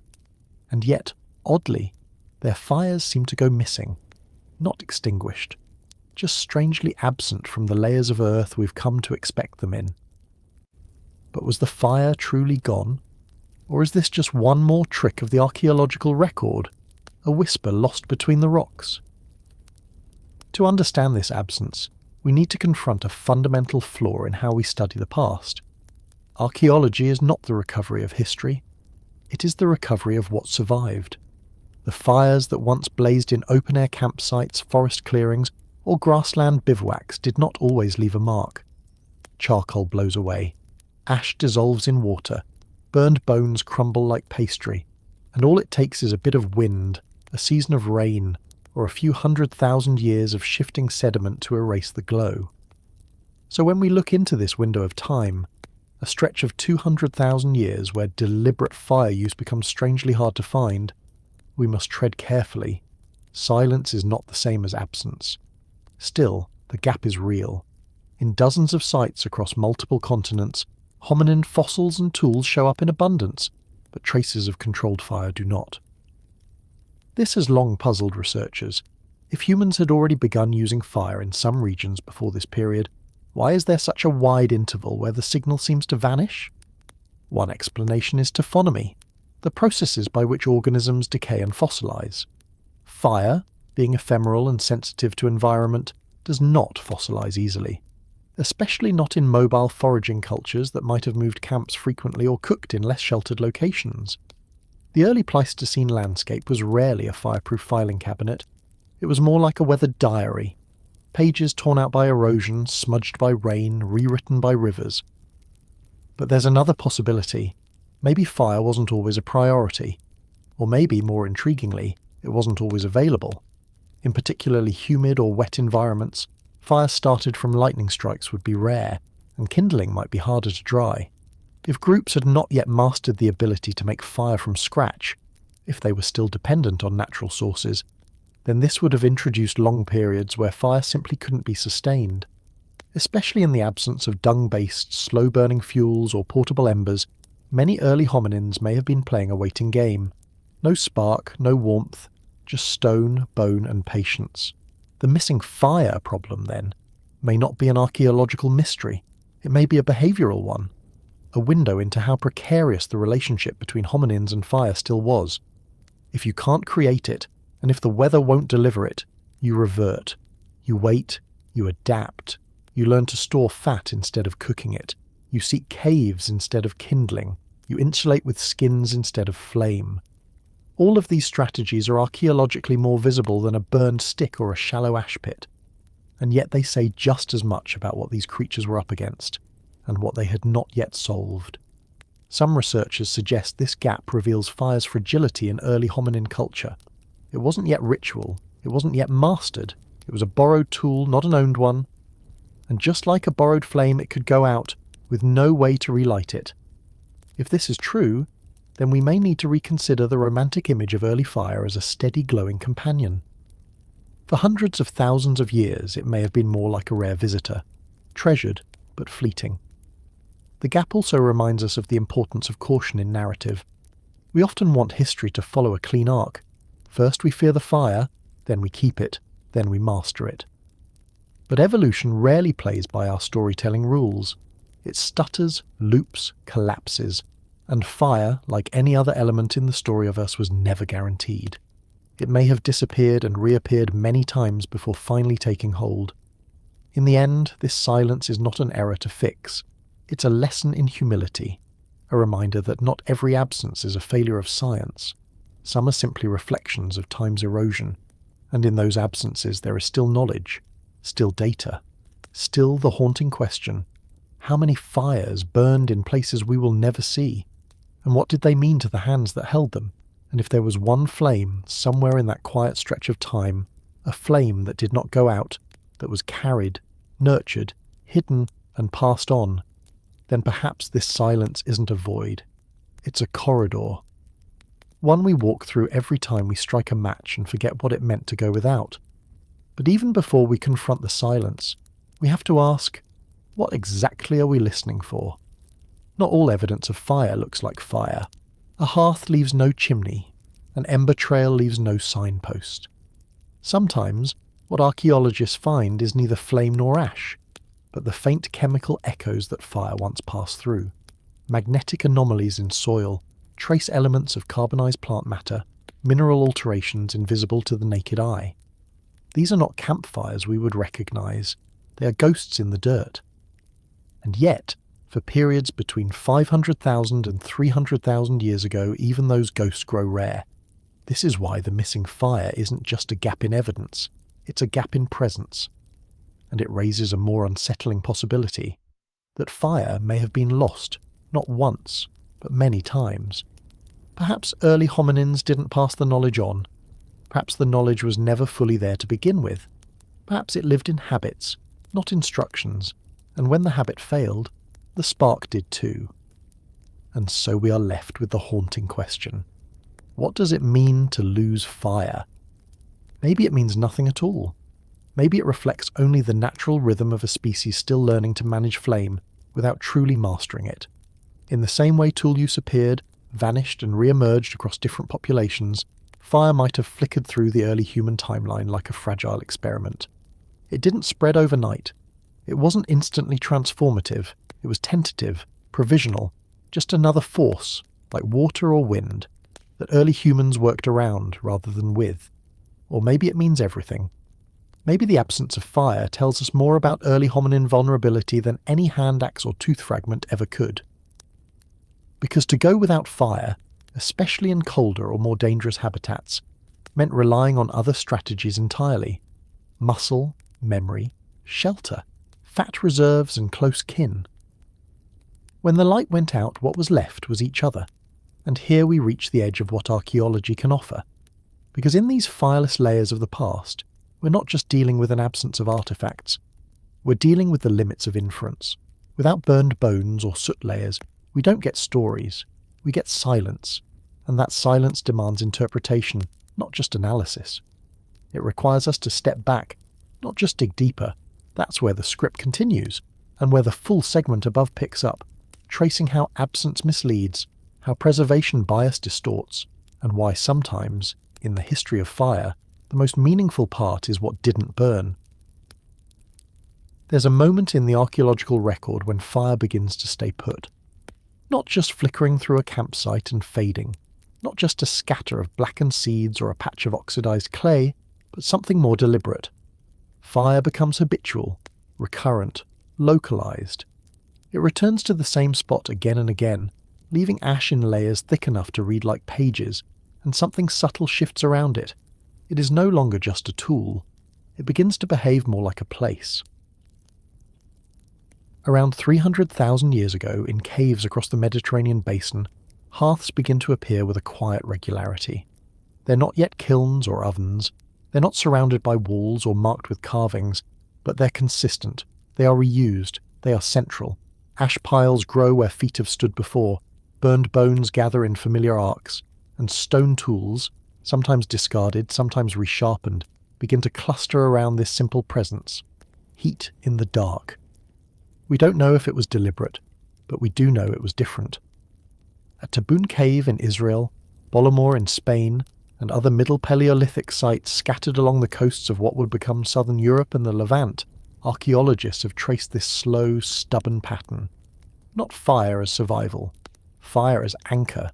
Its purpose no longer limited to cooking or deterring predators, but perhaps something deeper, something ambient, something that pulled early humans closer to one another.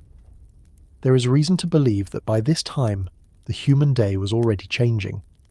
Our sleep cycles, not unlike those of other primates, had likely adapted to respond to the threat of night. But in firelight, the threat changed shape. Darkness no longer necessarily meant danger, it meant possibility, a place to talk, to rest, to stay still. And so, if we follow the ashes closely, it's possible we're seeing not just evidence of fire, but of time, of extended evenings, of hours reclaimed from fear. Some researchers, like Polly Wiesner and Richard Wrangham, have suggested that firelight may have extended the human experience into something new, shared attention. Around a hearth, there is no hunt, no foraging, no need to watch the trail or scan for movement. There is just us. And so it is possible that here, for the first time, the human voice began to stretch beyond the practical. Language, still limited, still growing, might have started to do something strange. It might have started to tell stories. Of course, there's no direct evidence for that. No fossilised bedtime tale, no charred punchline. But the behavioural archaeology suggests a change not in what was burned, but in why they stayed. The hearths grow larger, more organised. The debris around them becomes less scattered, more social. Food waste, tools, bedding, all clustering in a familiar configuration. As if, over time, the hearth had become not just the centre of the cave, but the centre of something else entirely. Maybe of culture. We will never know the first joke told beside a fire. We'll never hear the first lie, the first myth, the first story told not to inform but to soothe. But what we do see is the outline, the footprint of attention. Fire allowed early humans to stop moving, not just their bodies, but their minds. And in stillness, imagination tends to appear. Whether it brought comfort, connection, or simply a break from the day's exhaustion, fire became a place where something more than survival could briefly flicker into being. And maybe that's the real beginning of society. Not the hunt, not the tool, not even the meal.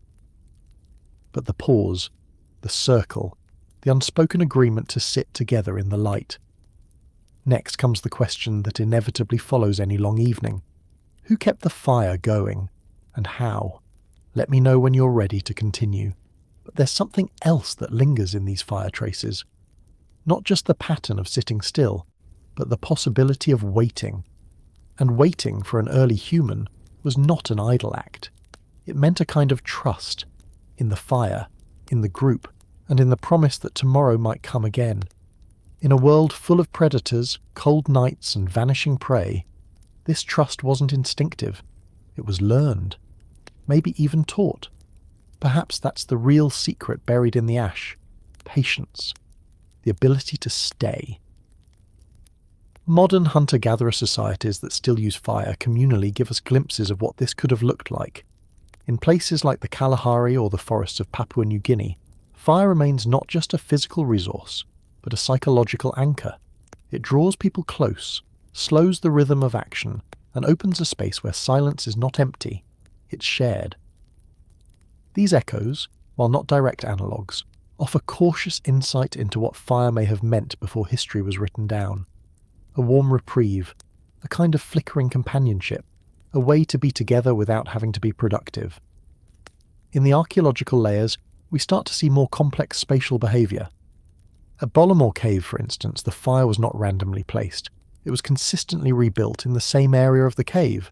Surrounding it are concentrations of charred animal bone, some with cut marks, not scattered but clustered, suggesting a pattern of behaviour that goes beyond mere survival. Maybe it was designated space, or perhaps it was just a habit, passed on, mimicked, repeated. But either way, it speaks of memory, of a kind of informal tradition that doesn't require language, only imitation and repetition. It's this repetition that catches the attention of researchers, because it hints at the idea of instruction, not through words necessarily, but through modelling, through the act of doing something the same way, again and again, until someone else does it too. Fire might have been the first thing that invited that kind of transmission. Not a physical object, not a gesture or a tool, but a process, a rhythm, something that had to be tended, monitored, anticipated. Fire disappears if neglected, so it must be remembered, which means someone had to be watching, learning, maybe even teaching. And what of the embers themselves?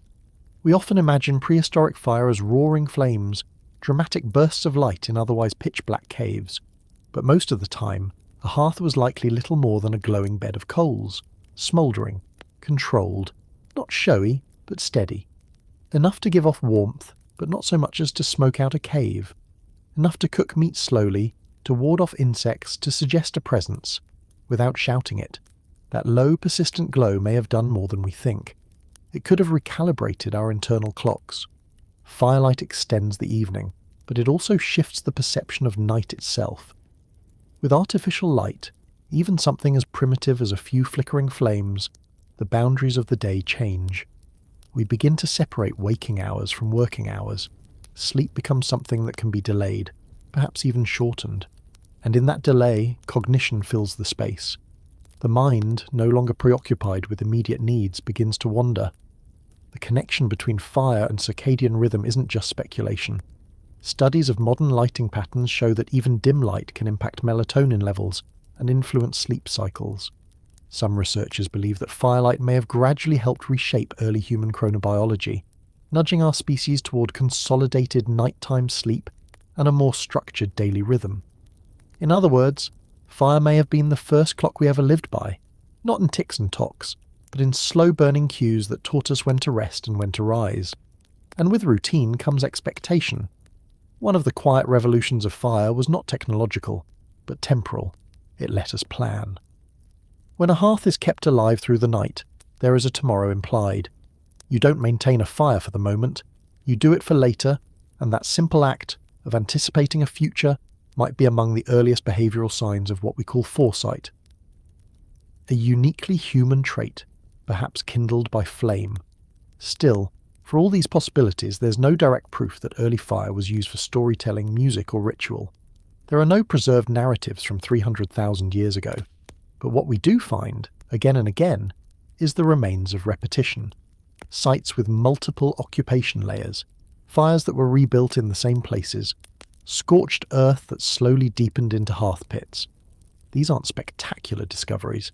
They're slow ones, the kind you almost overlook. But they suggest a transformation far greater than any single spark. They point to continuity, and continuity is culture, however quiet. So we return to the question, was the hearth our first living room? Maybe. Or maybe it was something deeper. Not a room, but a rhythm. A heartbeat. A low, glowing anchor in a world of sudden shifts and wandering predators. Fire gave us heat, yes, but it also gave us pause. It offered a reason to stop, to sit, to look at each other. And in doing so, it may have given us the first outlines of community, not just as a survival strategy, but as a shared experience. It's tempting to draw a straight line from these early hearths to the domestic warmth we imagine today. Campfires, fireplaces, dinner tables.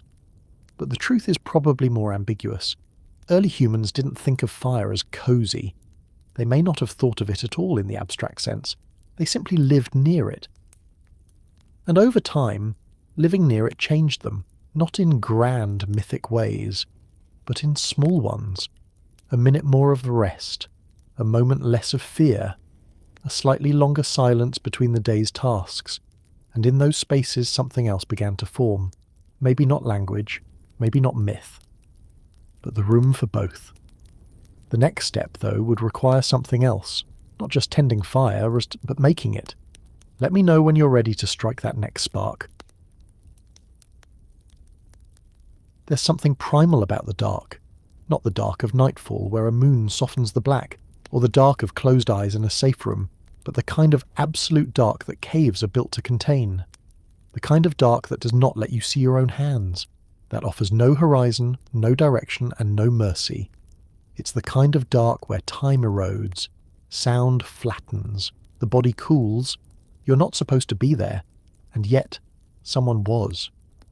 300,000 years ago, deep beneath the surface of what we now call the Rising Star Cave System in South Africa, something burned.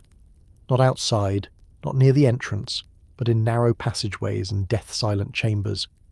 Bone-black soot painted ceilings, burnt bone fragments, some calcined, some split from heat, lay scattered where only the dead once seemed to belong.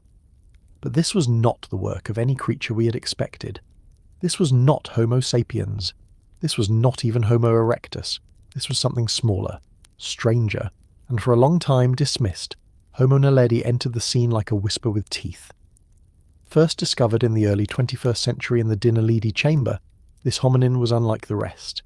It had a small brain, roughly a third the size of ours, long curved fingers, a mix of primitive and modern traits that made it hard to place on any clean evolutionary ladder.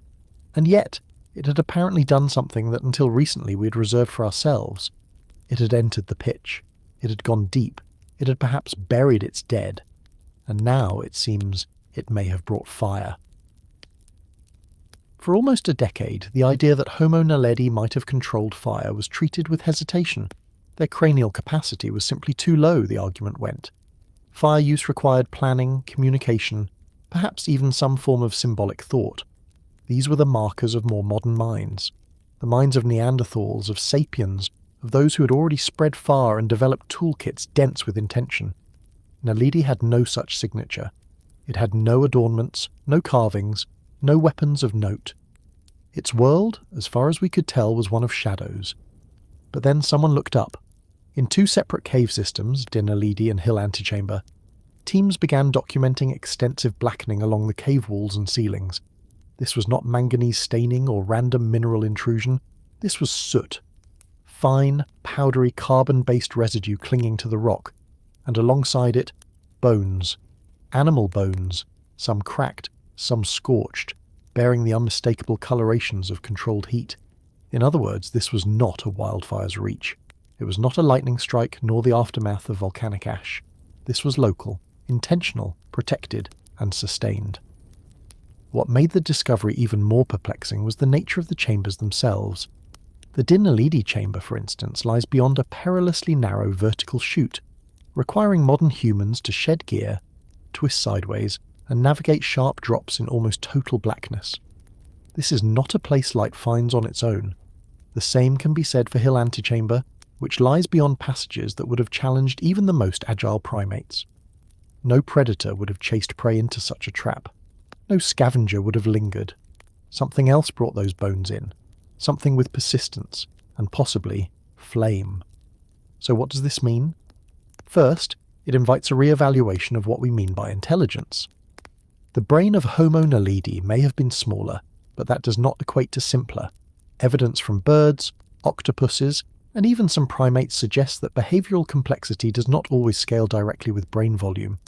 It's possible, even likely, that cognitive architecture matters more than sheer size. And if Naledi had, in fact, learned to transport fire, maintain embers, or even ignite flame through frictional sparks, then the bar for cognitive sophistication might need a serious adjustment. Second, it forces us to look again at the deep timeline of fire. Much of our fire chronology assumes a march toward mastery, from opportunistic use by Homo erectus, to sustained hearths by Heidelbergensis, to full domestication by sapiens. But the rising star evidence suggests a parallel thread, one where a different hominin, with no clear cultural connection to us, was learning the same lesson. Maybe not the same way, maybe not for the same reasons, but learning it nonetheless. Fire, in this view, was not a single conquest. It was a kind of evolutionary theme, one that multiple species heard and hummed back in their own keys. Third, and perhaps most uncomfortably, it raises the question of what else we've missed.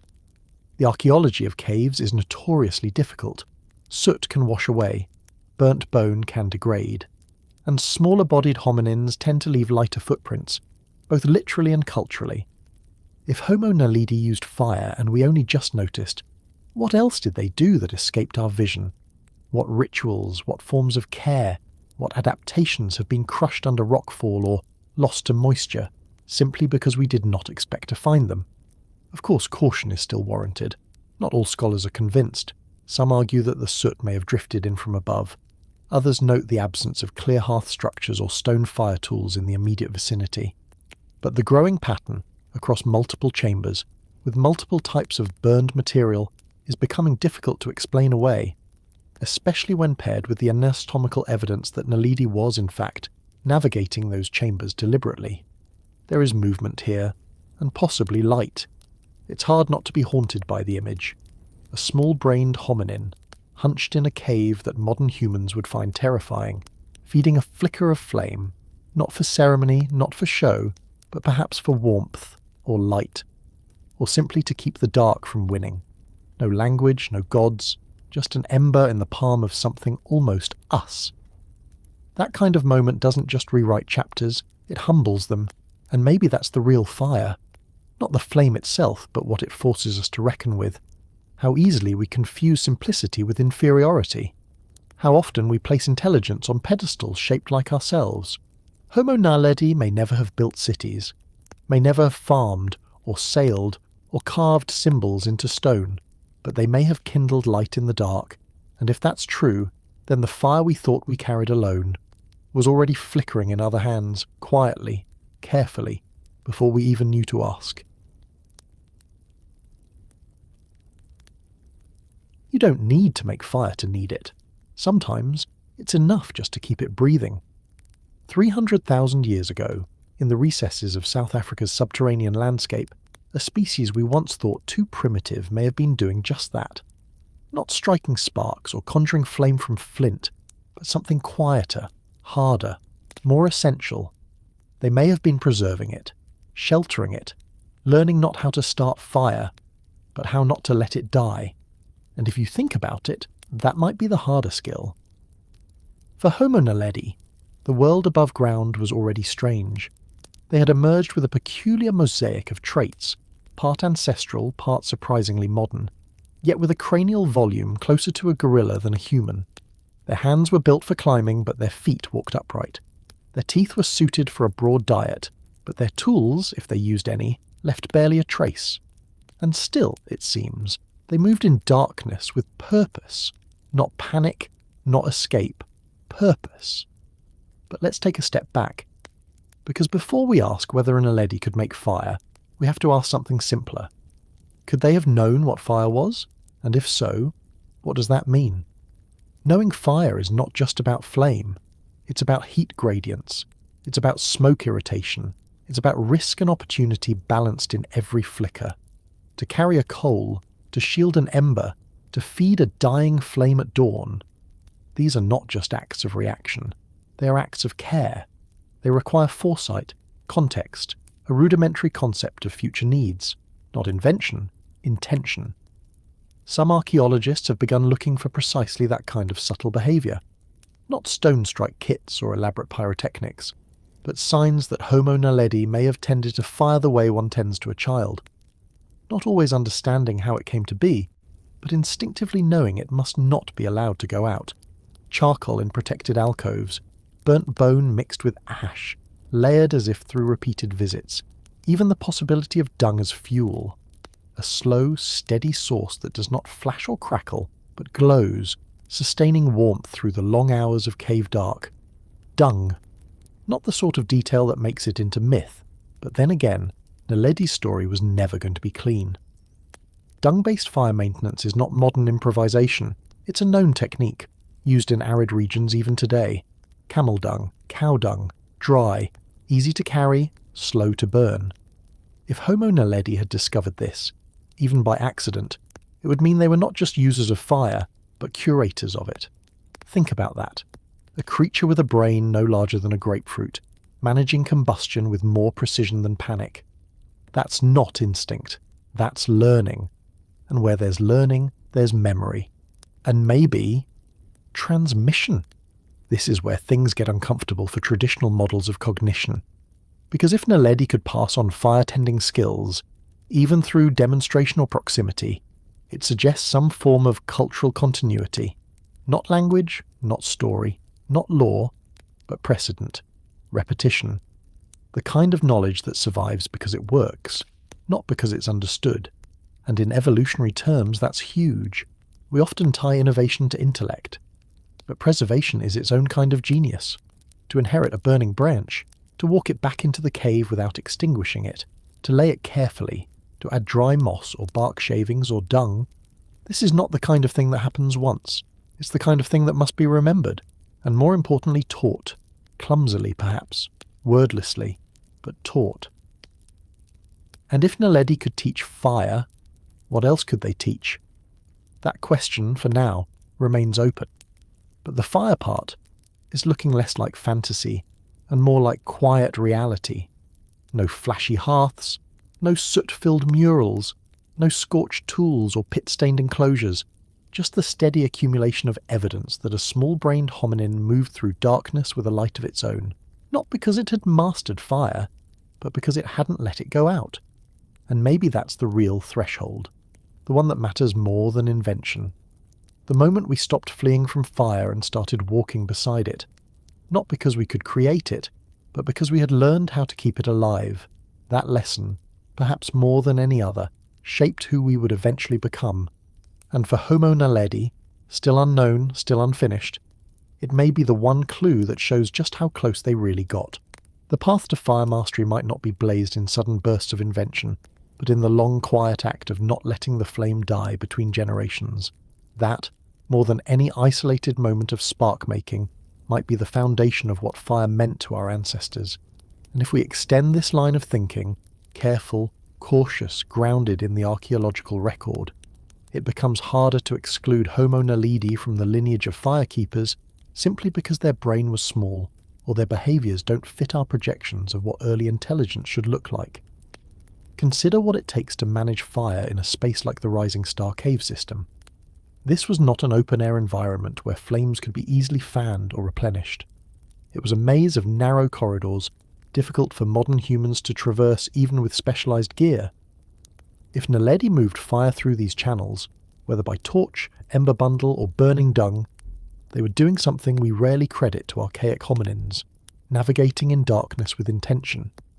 That alone implies a working familiarity with combustion's properties, including oxygen needs, smoke behaviour, and fuel durability. We're not talking about a single episode of fire use, we're talking about repeated behaviour, evidence of ash, layers of soot on ceilings, burnt bones found in spaces too deep for light to naturally reach.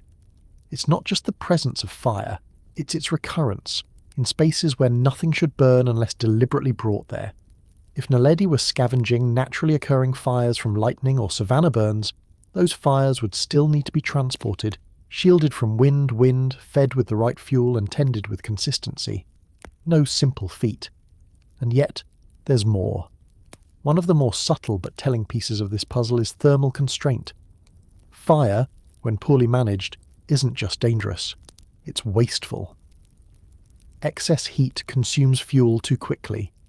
Poor ventilation smothers flame or fills a chamber with smoke. To control fire without killing it, Naledi would have had to learn balance. Perhaps through trial and error, certainly without abstract planning, but still, balance. This starts to resemble something more complex than instinct. Not quite symbolic, not necessarily reflective in the modern sense, but procedural, something that approximates a tradition, and traditions are what cultures are built from. To be clear, we're still guessing. The evidence is there, but it's fragmentary. Soot can be deposited from many sources. Burnt bone can occur in surface fires that later collapse into deeper spaces. Dung as fuel is speculative, though plausible. But when we pull the thread of all this evidence together, the soot, the location, the repetition, the cognitive implications, it becomes harder to deny that something fire-related was happening with Naledi. Something intentional. And yet, the most fascinating part may not be whether they made fire or not. It's the idea that making it from scratch may not have mattered as much as we think. Because to preserve fire, to keep it alive through cold nights, to share it across individuals and time, that's cultural power. That's survival, not just intelligence. It also reframes how we define mastery. Maybe fire didn't need to be invented in the traditional sense. Maybe it just needed to be seen, noticed, valued, and held on to. That vision shifts the whole narrative of human prehistory. We often imagine breakthroughs as eureka moments. Stone strikes spark, spark catches kindling, humanity begins. But more likely it was incremental, accumulative. Watching a log smoulder, testing which materials flare and which don't.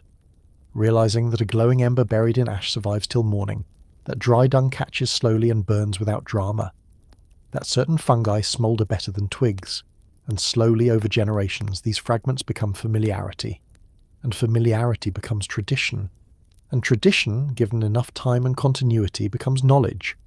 In this version of history, Naledi fits in just fine, not as inventors, not as sparks of sudden genius, but as quiet participants in the great shared experiment of fire. Their story, if confirmed, reminds us that cognition doesn't always wear a human face, that culture doesn't always require language, that caretaking can emerge from unexpected minds, and maybe, just maybe, that the first hominin to truly understand fire wasn't us. Somewhere between the spark and the story, fire became more than a tool, and we don't know when that shift happened. Not exactly. But at some point the flames we gathered for warmth began to carry something else. Memory maybe, or meaning. Not quite religion, not yet mythology, but something leaning in that direction. A drift. A shadow in the mind cast by smoke. By 300,000 years ago, anatomically modern humans, or near-modern variants, had begun to appear across parts of Africa and the Levant. They were not living in cities. They had no pottery, no written language, and no fixed agriculture. But they had campsites and hearths, and places they came back to again and again, sometimes to live, sometimes to bury their dead. In caves like Border Cave in South Africa and Mislia in Israel, blackened layers of ash and repeated fire use zones start to pile up, literally. Charcoal layers become archaeological timekeepers. In Tabun and School, signs of burning appear not just where people lived, but also in direct association with burials. Were these ceremonial fires, cooking fires near graves, accidents of long habitation? We can't say for certain, but something about fire at this point in time begins to move out of the purely practical. It's worth pausing here. For most of human prehistory, fire was functional. You didn't survive a cold night on the savannah without it. You didn't cook tubers or fend off predators, or make durable tools unless you learned to feed a flame and keep it alive. But as groups settled into familiar territories, revisited the same shelters, and spent more time in proximity to each other, fire's role seems to have stretched, quietly, almost invisibly, into something social, then maybe something emotional. We don't have evidence of storytelling carved into stone, no early cave paintings yet, no firelit art scenes. But we do see patterns of fire placement. Hearths not just scattered, but centralised. Layers of ash forming over time in specific areas, reused again and again. That alone might not seem symbolic, but think of what it means behaviourally. A preference for placing fire in the same location. A repeated choice, perhaps not consciously ritual, but habitual in a meaningful way. Fire stops being transient. It becomes anchored. And once something is anchored, it becomes easier to return to remember. The hearth becomes the centre of the camp, and eventually, maybe, the centre of the mind. We can speculate, but only carefully, that such repetition allowed early humans to associate fire with more than just warmth, with security, with familiarity, possibly with loss. If a fire burns where someone died, and is tended by those who remember them, does it become a kind of memorial, even if no words are spoken? Or perhaps the opposite. A way to distract from grief. A place where light replaces the dark. Some researchers have noted the unusual presence of fire residues near what appear to be intentional burials. In Kafsa Cave, dated to around 100,000 years ago, grave sites show signs of ochre use, shell ornaments, and repeated fire activity in nearby layers. This has led some to argue that we may be seeing the first glimmers of symbolic ritual, not just burying the dead, but doing so with objects, colour, and possibly fire. Again, none of this is definitive, but it's suggestive, and the suggestion alone tells us how far we've come from the opportunistic fire use of early Homo erectus. Even if these fires were not rituals in the way we understand the word today, they were no longer accidental. They belonged to spaces that mattered. The idea that a fire could mean something more than heat might not come from the flame itself, but from the place it lit. A hearth that you return to, that your children see you tend, that your group comes to expect. This becomes a kind of shared memory, a focal point, a silent signal that says, this is where we live, and maybe this is where we remember. At some point, the flicker of flame in the dark stopped being only a survival strategy. It became part of the atmosphere of the mind, not symbolic in the modern sense, but ambient, a kind of ambient significance. Think of what happens to your thoughts when you stare into a fire. You drift. Your sense of time changes.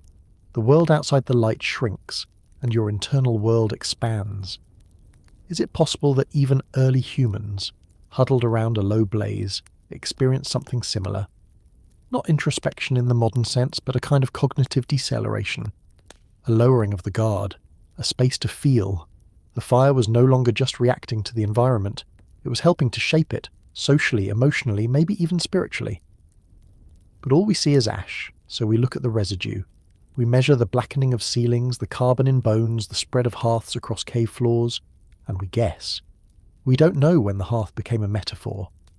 But the fact that we keep wondering about it suggests that, on some level, it already was. What's striking is that none of this required dramatic innovation. No new tools, no abstract art, just the slow, repeated act of returning to flame, and what that flame came to represent in a shared space. Belonging, warmth, loss, hope, or maybe just quiet. The question is not whether early humans were symbolically burning things. It's whether, by burning things over and over in the same places, they began to create meaning, accidentally, experientially, inevitably. And if fire began to carry meaning before we ever carved it into walls or sang about it around flickering logs, then maybe the first story wasn't spoken. Maybe it was simply tended. Not written, but fed with twigs. Not told, but felt. The shadow of smoke still lingers in us. Even now a campfire draws us into circles. We fall quiet around it. We remember. We reflect. And perhaps for a very long time before we even had words for it, so did they. Somewhere along the southern African coast, tens of thousands of years before pottery or farming, someone lit a fire that wasn't meant to warm a body, or cook a root, or drive off predators in the night. It was meant to transform stone, not to break it, to perfect it. The flames didn't cook food, they cooked tools, and the act was not survival, but strategy. At Pinnacle Point, perched above the rugged sea cliffs near what is now Mossel Bay, archaeologists uncovered layers of heat-altered silkrete stone. Silkrete, a tough sedimentary rock rich in silica, is not an ideal candidate for shaping when found in its raw form. It fractures unpredictably, resists fine control, and bruises easily under pressure. But something changes when it's heated.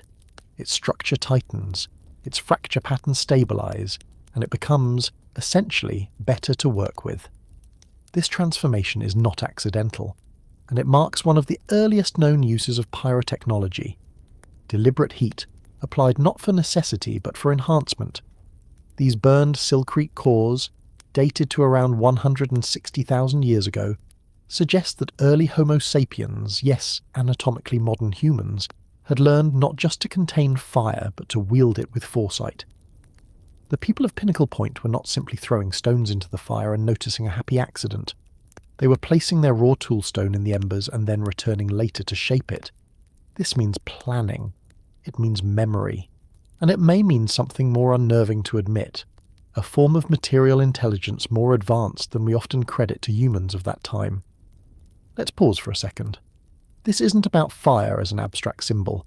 It's not about mythology or group bonding or burial ritual.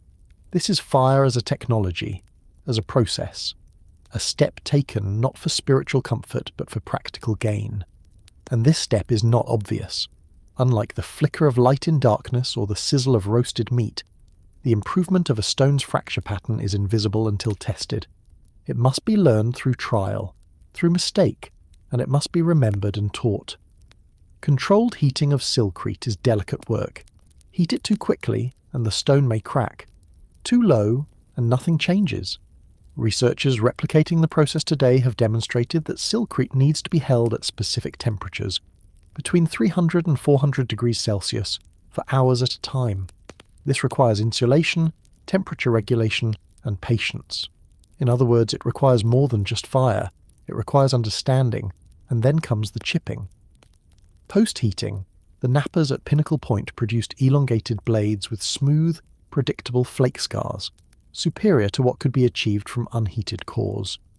These tools would have been sharper, more durable, and easier to haft. But more than that, they represented a shift in mindset, not just reacting to nature, but shaping it, not just using what the environment gave, but modifying it to human terms.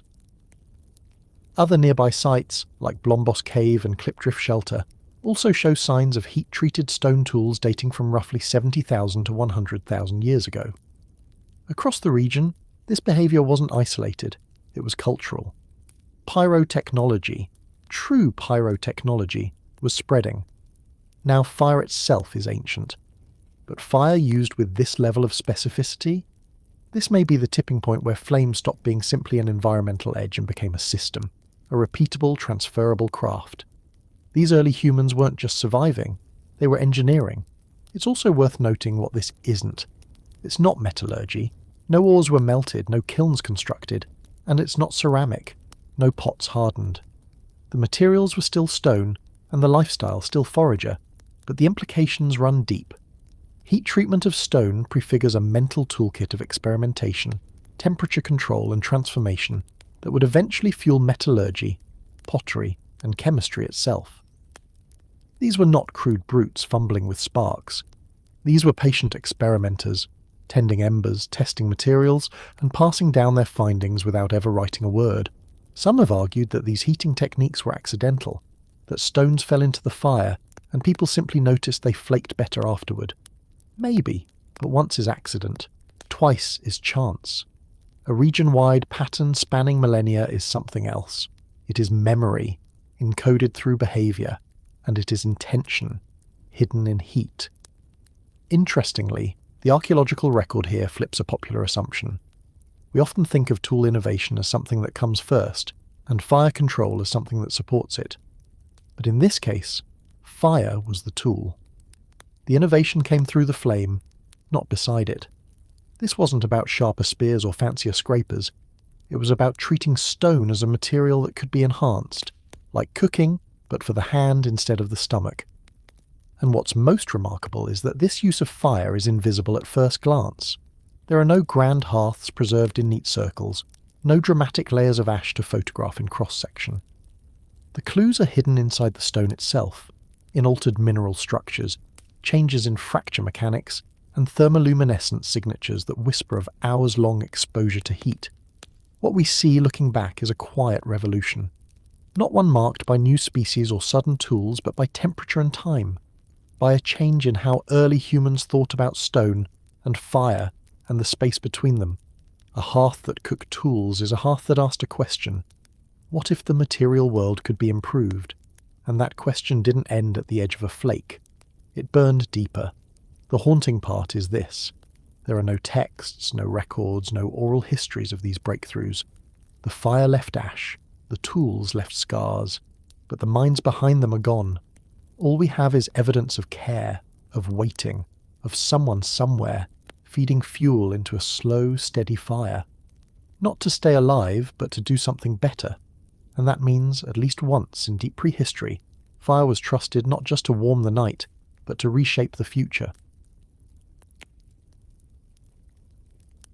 If you were holding a stick in the dark, knowing it was the only thing standing between you and something with claws sharper than your thoughts, would you think to put it in the fire? Not to burn it, but to make it stronger. Somewhere between 400,000 and 200,000 years ago, someone did exactly that. Not in theory, not in imagination, but in a damp forest, probably in what we now call Germany, where water softened the ground and survival was measured in proximity to sharpness, warmth, and instinct. At the Schöningen site in Lower Saxony, archaeologists recovered what may be the oldest known wooden weapons, spears. Long, pointed, aerodynamically balanced, and one of them had been sharpened with fire.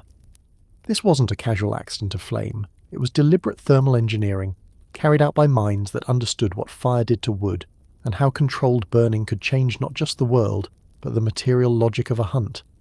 If you were holding a stick in the dark, knowing it was the only thing standing between you and something with claws sharper than your thoughts, would you think to put it in the fire? Not to burn it, but to make it stronger. Somewhere between 400,000 and 200,000 years ago, someone did exactly that.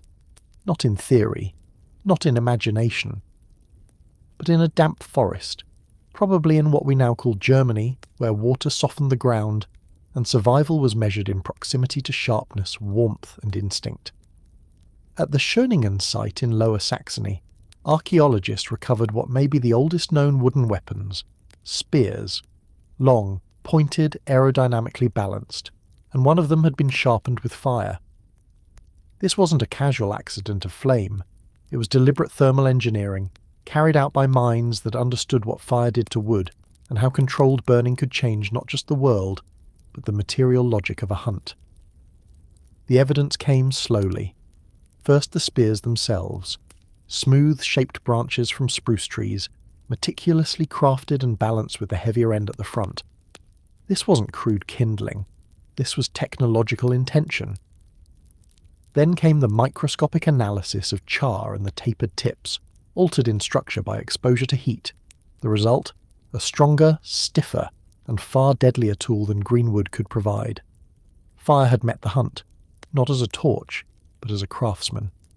The evidence came slowly. First the spears themselves, smooth, shaped branches from spruce trees meticulously crafted and balanced with the heavier end at the front. This wasn't crude kindling. This was technological intention. Then came the microscopic analysis of char and the tapered tips, altered in structure by exposure to heat. The result? A stronger, stiffer, and far deadlier tool than green wood could provide. Fire had met the hunt, not as a torch, but as a craftsman. Who made them? Likely Homo heidelbergensis, though certainty is a rare privilege in this corner of time. Whoever it was, they didn't just throw sharpened sticks. They engineered them. The shaping of the spear required drying, trimming, fire exposure, and abrasion. In stages, not all at once. That matters. Because multi-stage tool production implies more than trial and error. It suggests planning, memory, maybe even teaching. It also implies time spent near fire, not just as an occasional visitor, but as an intentional participant. And that reshapes how we think about what fire was doing in the hominin brain, not just warming the body, but lengthening the reach of thought. This wasn't the beginning of weaponry, but it was the moment when fire stopped being a backdrop and started being a partner, when we used it not just for defense but for design. And the fact that we find these hardened spears preserved in waterlogged earth, in the absence of permanent shelters or organized camps, tells us that early humans were willing to invest significant time and effort into something they'd carry for miles, and possibly lose in seconds. So the question becomes, when you bend over a fire to shape a spear, what else are you changing? Who made them? Likely Homo heidelbergensis, though certainty is a rare privilege in this corner of time. Whoever it was, they didn't just throw sharpened sticks, they engineered them. The shaping of the spear required drying, trimming, fire exposure, and abrasion. In stages, not all at once. That matters. Because multi-stage tool production implies more than trial and error. It suggests planning, memory, maybe even teaching. It also implies time spent near fire, not just as an occasional visitor, but as an intentional participant. And that reshapes how we think about what fire was doing in the hominin brain. Not just warming the body, but lengthening the reach of thought.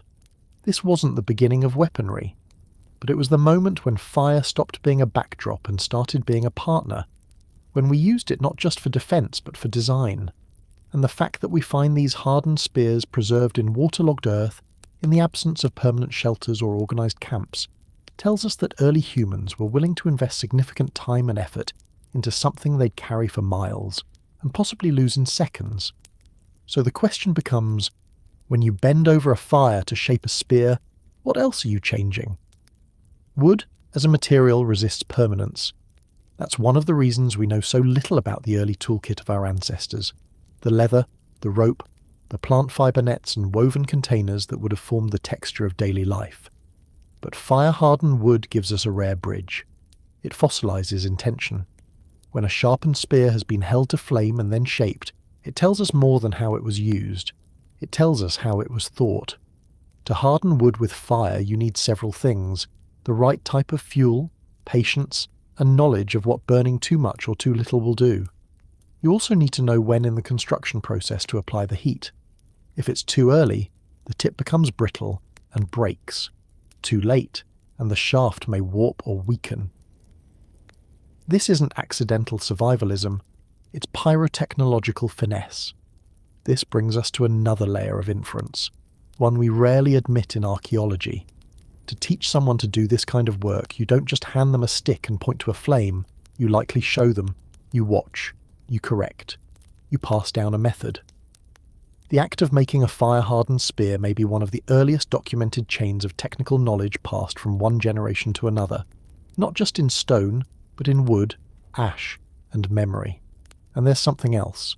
Unlike stone tools, which can be struck and shaped in near silence, fire invites presence. It smells, it moves, it casts shadows, it pulls people into shared spaces.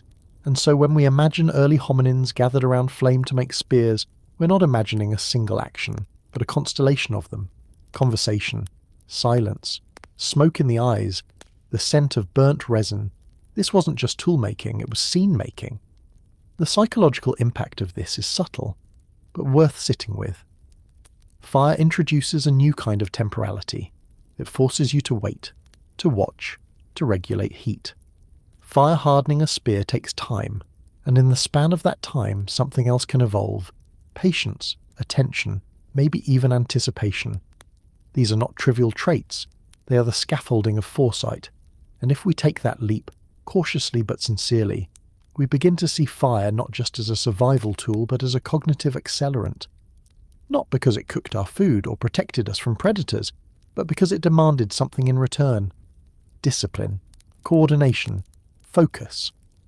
Fire didn't just burn brighter, it made our thoughts burn longer. So here in the flickering light of ancient Schöningen, the evidence is not just that someone hardened a spear, it's that someone knew how, someone taught how, and someone thought it was worth doing. Again and again. We don't know their names, we don't know their words, but we know their logic. And that logic left scorch marks in the record of time, and that leaves us once again with a haunting question. If fire helped shape the spear, did the spear in turn help shape the mind?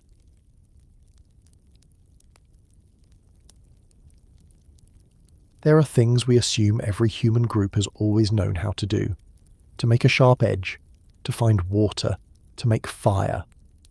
But if we wind the timeline back to somewhere between 200,000 and 100,000 years ago, and trace the scattered footsteps of early Homo sapiens moving across northern Africa and into the wide corridors of Asia, the picture becomes more delicate.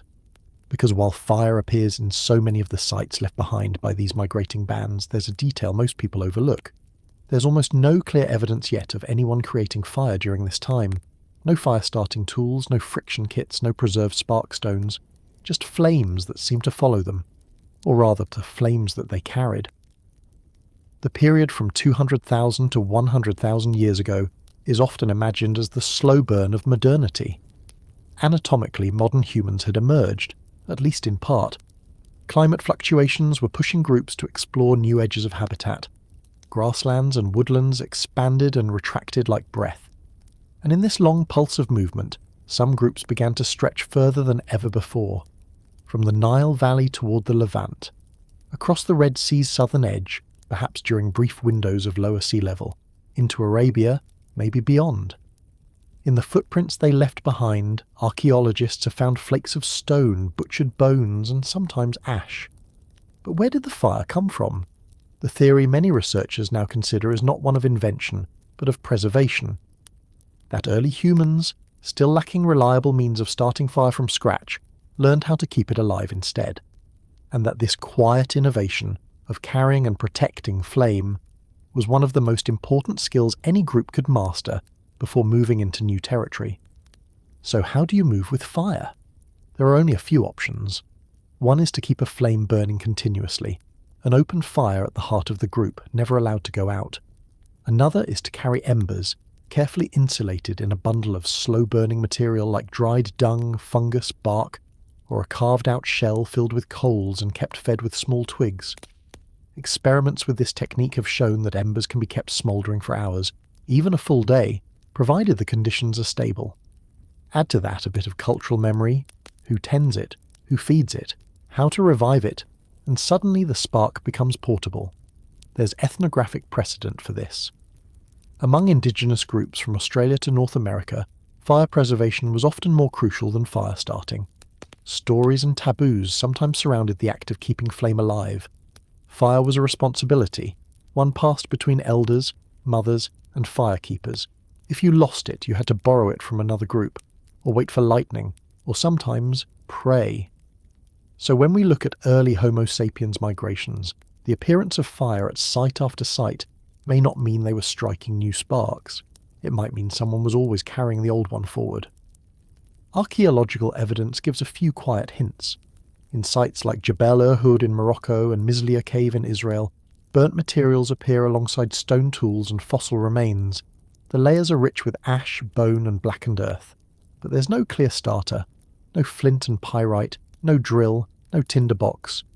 Some layers seem to show repeated fire use in the same spots, suggesting not wildfires, but returning camps. In other places, burnt wood appears in isolation, perhaps as the remains of a transported fire that was allowed to die. Then there's the question of shelter. To carry fire is to shelter it. Wind can kill it. Rain can drown it. A stray ember can start an unwanted blaze. So the very act of preserving flame may have forced our ancestors to invent new forms of enclosure.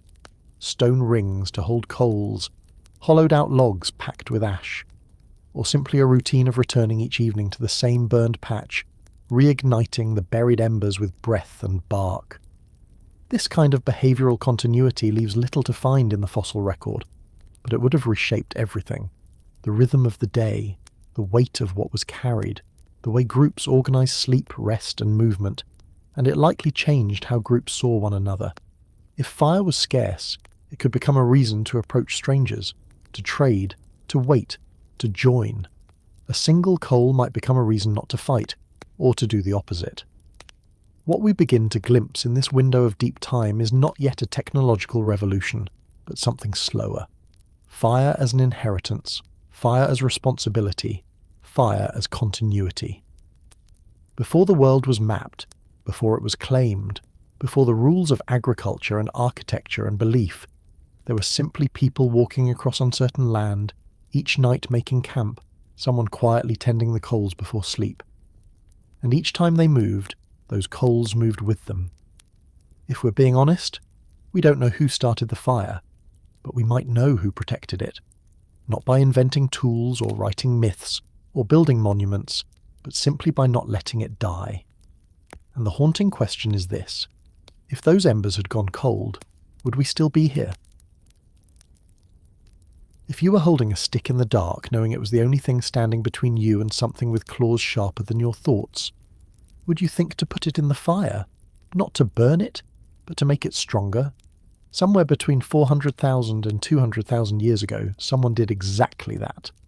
Not in theory, not in imagination, but in a damp forest, probably in what we now call Germany, where water softened the ground and survival was measured in proximity to sharpness, warmth and instinct. At the Schöningen site in Lower Saxony, archaeologists recovered what may be the oldest known wooden weapons: spears, long, pointed, aerodynamically balanced, and one of them had been sharpened with fire. This wasn't a casual accident of flame, it was deliberate thermal engineering, carried out by minds that understood what fire did to wood and how controlled burning could change not just the world, but the material logic of a hunt. The evidence came slowly. First the spears themselves, smooth, shaped branches from spruce trees, meticulously crafted and balanced with the heavier end at the front. This wasn't crude kindling. This was technological intention. Then came the microscopic analysis of char and the tapered tips, altered in structure by exposure to heat. The result? A stronger, stiffer and far deadlier tool than green wood could provide. Fire had met the hunt, not as a torch, but as a craftsman. Who made them? Likely Homo heidelbergensis, though certainty is a rare privilege in this corner of time. Whoever it was, they didn't just throw sharpened sticks, they engineered them. The shaping of the spear required drying, trimming, fire exposure and abrasion. In stages, not all at once. That matters, because multi-stage tool production implies more than trial and error. It suggests planning, memory, maybe even teaching. It also implies time spent near fire, not just as an occasional visitor, but as an intentional participant. And that reshapes how we think about what fire was doing in the hominin brain, not just warming the body, but lengthening the reach of thought. This wasn't the beginning of weaponry, but it was the moment when fire stopped being a backdrop and started being a partner. When we used it not just for defense, but for design.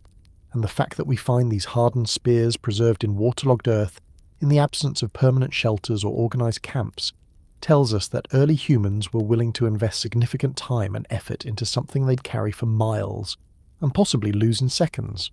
So the question becomes, when you bend over a fire to shape a spear, what else are you changing? Wood, as a material, resists permanence. That's one of the reasons we know so little about the early toolkit of our ancestors, the leather, the rope, the plant fibre nets and woven containers that would have formed the texture of daily life. But fire-hardened wood gives us a rare bridge. It fossilizes intention. When a sharpened spear has been held to flame and then shaped, it tells us more than how it was used. It tells us how it was thought. To harden wood with fire, you need several things: the right type of fuel, patience and knowledge of what burning too much or too little will do. You also need to know when in the construction process to apply the heat. If it's too early, the tip becomes brittle and breaks. Too late, and the shaft may warp or weaken. This isn't accidental survivalism, it's pyrotechnological finesse. This brings us to another layer of inference, one we rarely admit in archaeology. To teach someone to do this kind of work, you don't just hand them a stick and point to a flame. You likely show them, you watch, you correct, you pass down a method. The act of making a fire-hardened spear may be one of the earliest documented chains of technical knowledge passed from one generation to another, not just in stone, but in wood, ash, and memory. And there's something else. Unlike stone tools, which can be struck and shaped in near silence, fire invites presence. It smells, it moves, it casts shadows, it pulls people into shared spaces. And so when we imagine early hominins gathered around flame to make spears, we're not imagining a single action, but a constellation of them. Conversation, silence, smoke in the eyes, the scent of burnt resin. This wasn't just tool-making, it was scene-making. The psychological impact of this is subtle but worth sitting with. Fire introduces a new kind of temporality.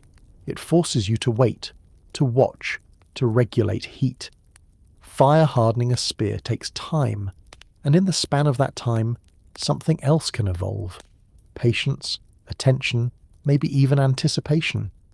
These are not trivial traits. They are the scaffolding of foresight, and if we take that leap, cautiously but sincerely, we begin to see fire not just as a survival tool, but as a cognitive accelerant. Not because it cooked our food or protected us from predators, but because it demanded something in return. Discipline, coordination, focus. Fire didn't just burn brighter, it made our thoughts burn longer. So here in the flickering light of ancient Schöningen, the evidence is not just that someone hardened a spear, it's that someone knew how, someone taught how, and someone thought it was worth doing, again and again. We don't know their names, we don't know their words, but we know their logic. And that logic left scorch marks in the record of time, and that leaves us once again with a haunting question. If fire helped shape the spear, did the spear in turn help shape the mind? But a campfire, no matter how carefully preserved, doesn't always survive the journey. Ember baskets fail, winds shift, rain drenches even the driest kindling. Across the long arc of human dispersal, especially through the changing ecologies of North Africa and into the harsh uplands of the Levant, there must have come moments, thousands upon thousands of them, when no fire could be found. The coals had died, the last torch had gone out, and the cold, the dark, the insects, and the predators waited patiently on the edge of the night. So what then? The question that quietly smoulders through this part of our story isn't just about convenience, it's about survival. Did our ancestors simply retreat, hoping to find another tribe's fire still smouldering? Did they huddle together, waiting for lightning to strike again? Or did someone strike stone against stone and watch the spark land just once in a perfect nest of dry grass? Somewhere in that liminal space between desperation and ingenuity, humanity crossed a threshold. Not when we used fire, not even when we preserved it, but when we finally learned to make it ourselves, and that changed everything. Because a creature that can carry fire is clever. But a creature that can summon it, from dry stone and patience, is something else entirely. The next stretch of our story explores one of the most elusive thresholds in our evolutionary memory. Not the hearth, not the flame, but the spark, the kind we may have forgotten how to look for, and the kind that still lives in the small quiet edge of a flint struck just right. Let's step into the dark and try to see the first spark we ever made. We like to imagine ourselves as the inventors of fire, the spark strikers, the makers of warmth and weaponry and light. But history, when we read it closely, doesn't tell that story. It whispers something older, something quieter, something we don't always want to hear. Because the truth is, Fire was never ours. Not truly. Not first. It roared across continents long before we walked upright. It scorched forests and remade landscapes when the first vertebrates still breathed through gills. The oldest charcoal on Earth dates to the late Silurian period, around 420 million years ago, when land plants were just beginning to creep over the continents, and oxygen in the air had finally reached levels high enough for flames to breathe. That's not our timeline. That's Earth's. By the time hominins entered the scene, perhaps around 6 or 7 million years ago, fire was already a seasoned actor. It shaped ecosystems in Africa's emerging savannas, structured predator-prey dynamics, and seeded new plant communities that thrived in the burn scars of dry seasons. Elephants knew fire, so did birds, reptiles, even insects. There are accounts of modern raptors, hawks and falcons, picking up burning twigs and dropping them to spread flames, flushing out prey. Whether that behaviour is learned or instinctive, it tells us something important. Fire was not born in a single mind or in a single hand. It was a part of the world. The only question is who learned to follow it first, and learning isn't the same as owning.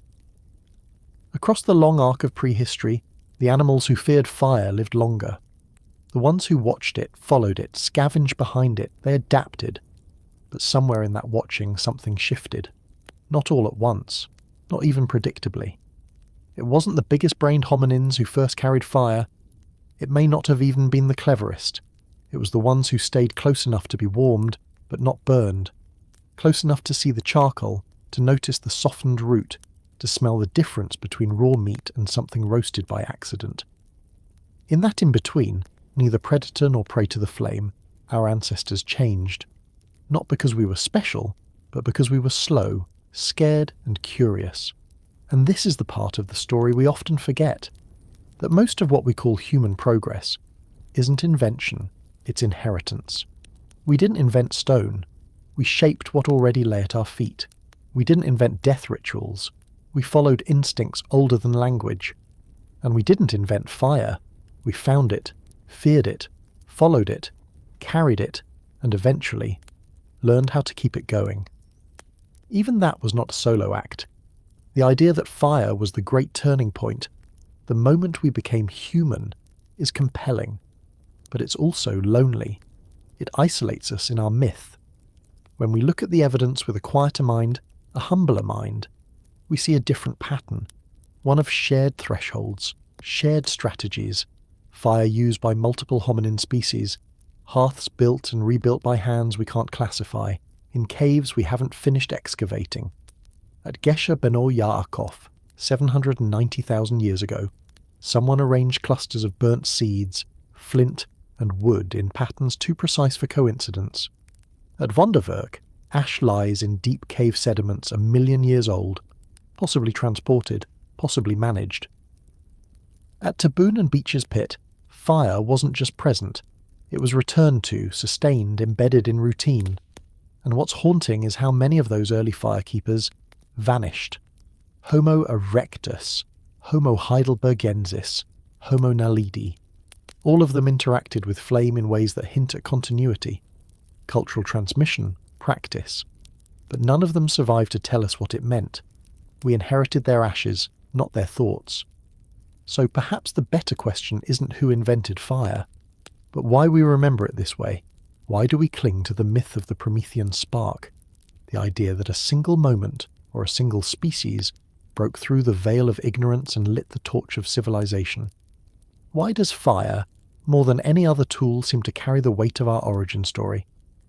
Maybe because it's visible, alive, a force we can't fully contain.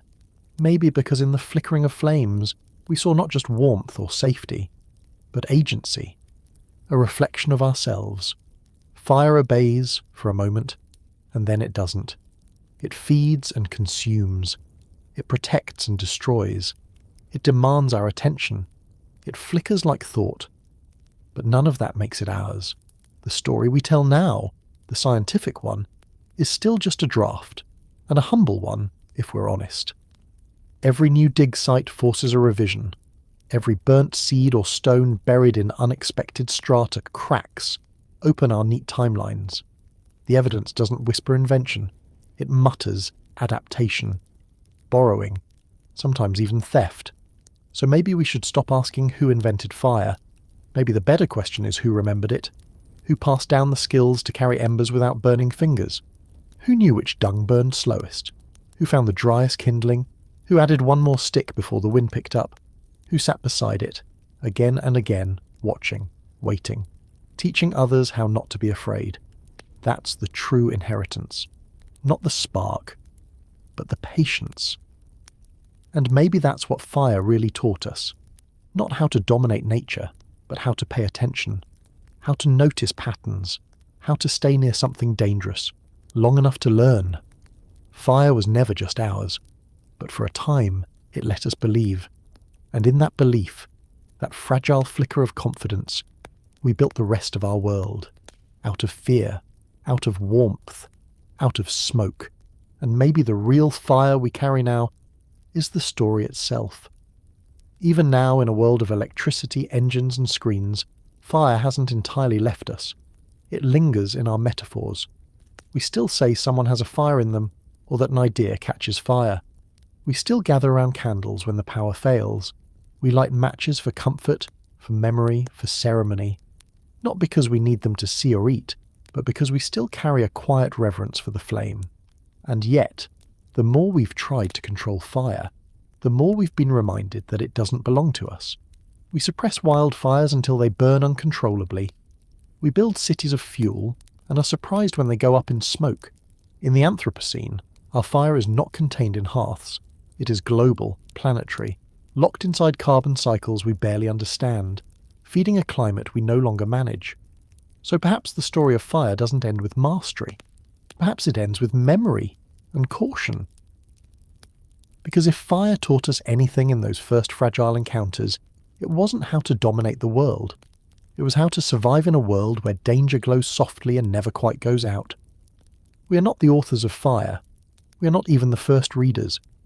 But we may be the first species with the chance to understand that, and the last to decide how the story ends. And maybe, just maybe, that ember of understanding is the only spark we ever truly owned. The strange thing is, we still gather around fire. We've just made it invisible. It hums in the walls of our homes, inside wires and circuits. It pushes jets through the sky and launches probes past Pluto. It's no longer flickering in a hearth, but compressed into engines, bottled in power plants, controlled, or so we tell ourselves. Yet for all our mastery, we remain dangerously forgetful of what fire really is. A chemical appetite, an atmospheric agreement, a reaction waiting only for heat, fuel and oxygen. 3 things we've never had more of. Every year, it seems, we relearn this. Hillsides vanish under orange skies. Islands burn where once they flooded.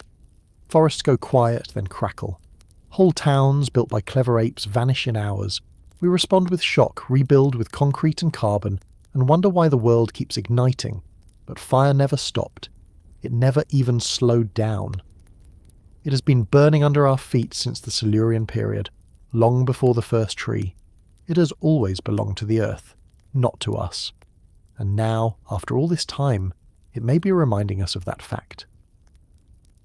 There's a wordless irony in the way we came to be, that this heat, which once saved us from predators, may now be turning against the biosphere that made us, that our ancestors learned to carry embers across the savannah, and their descendants now carry heat into the sky itself.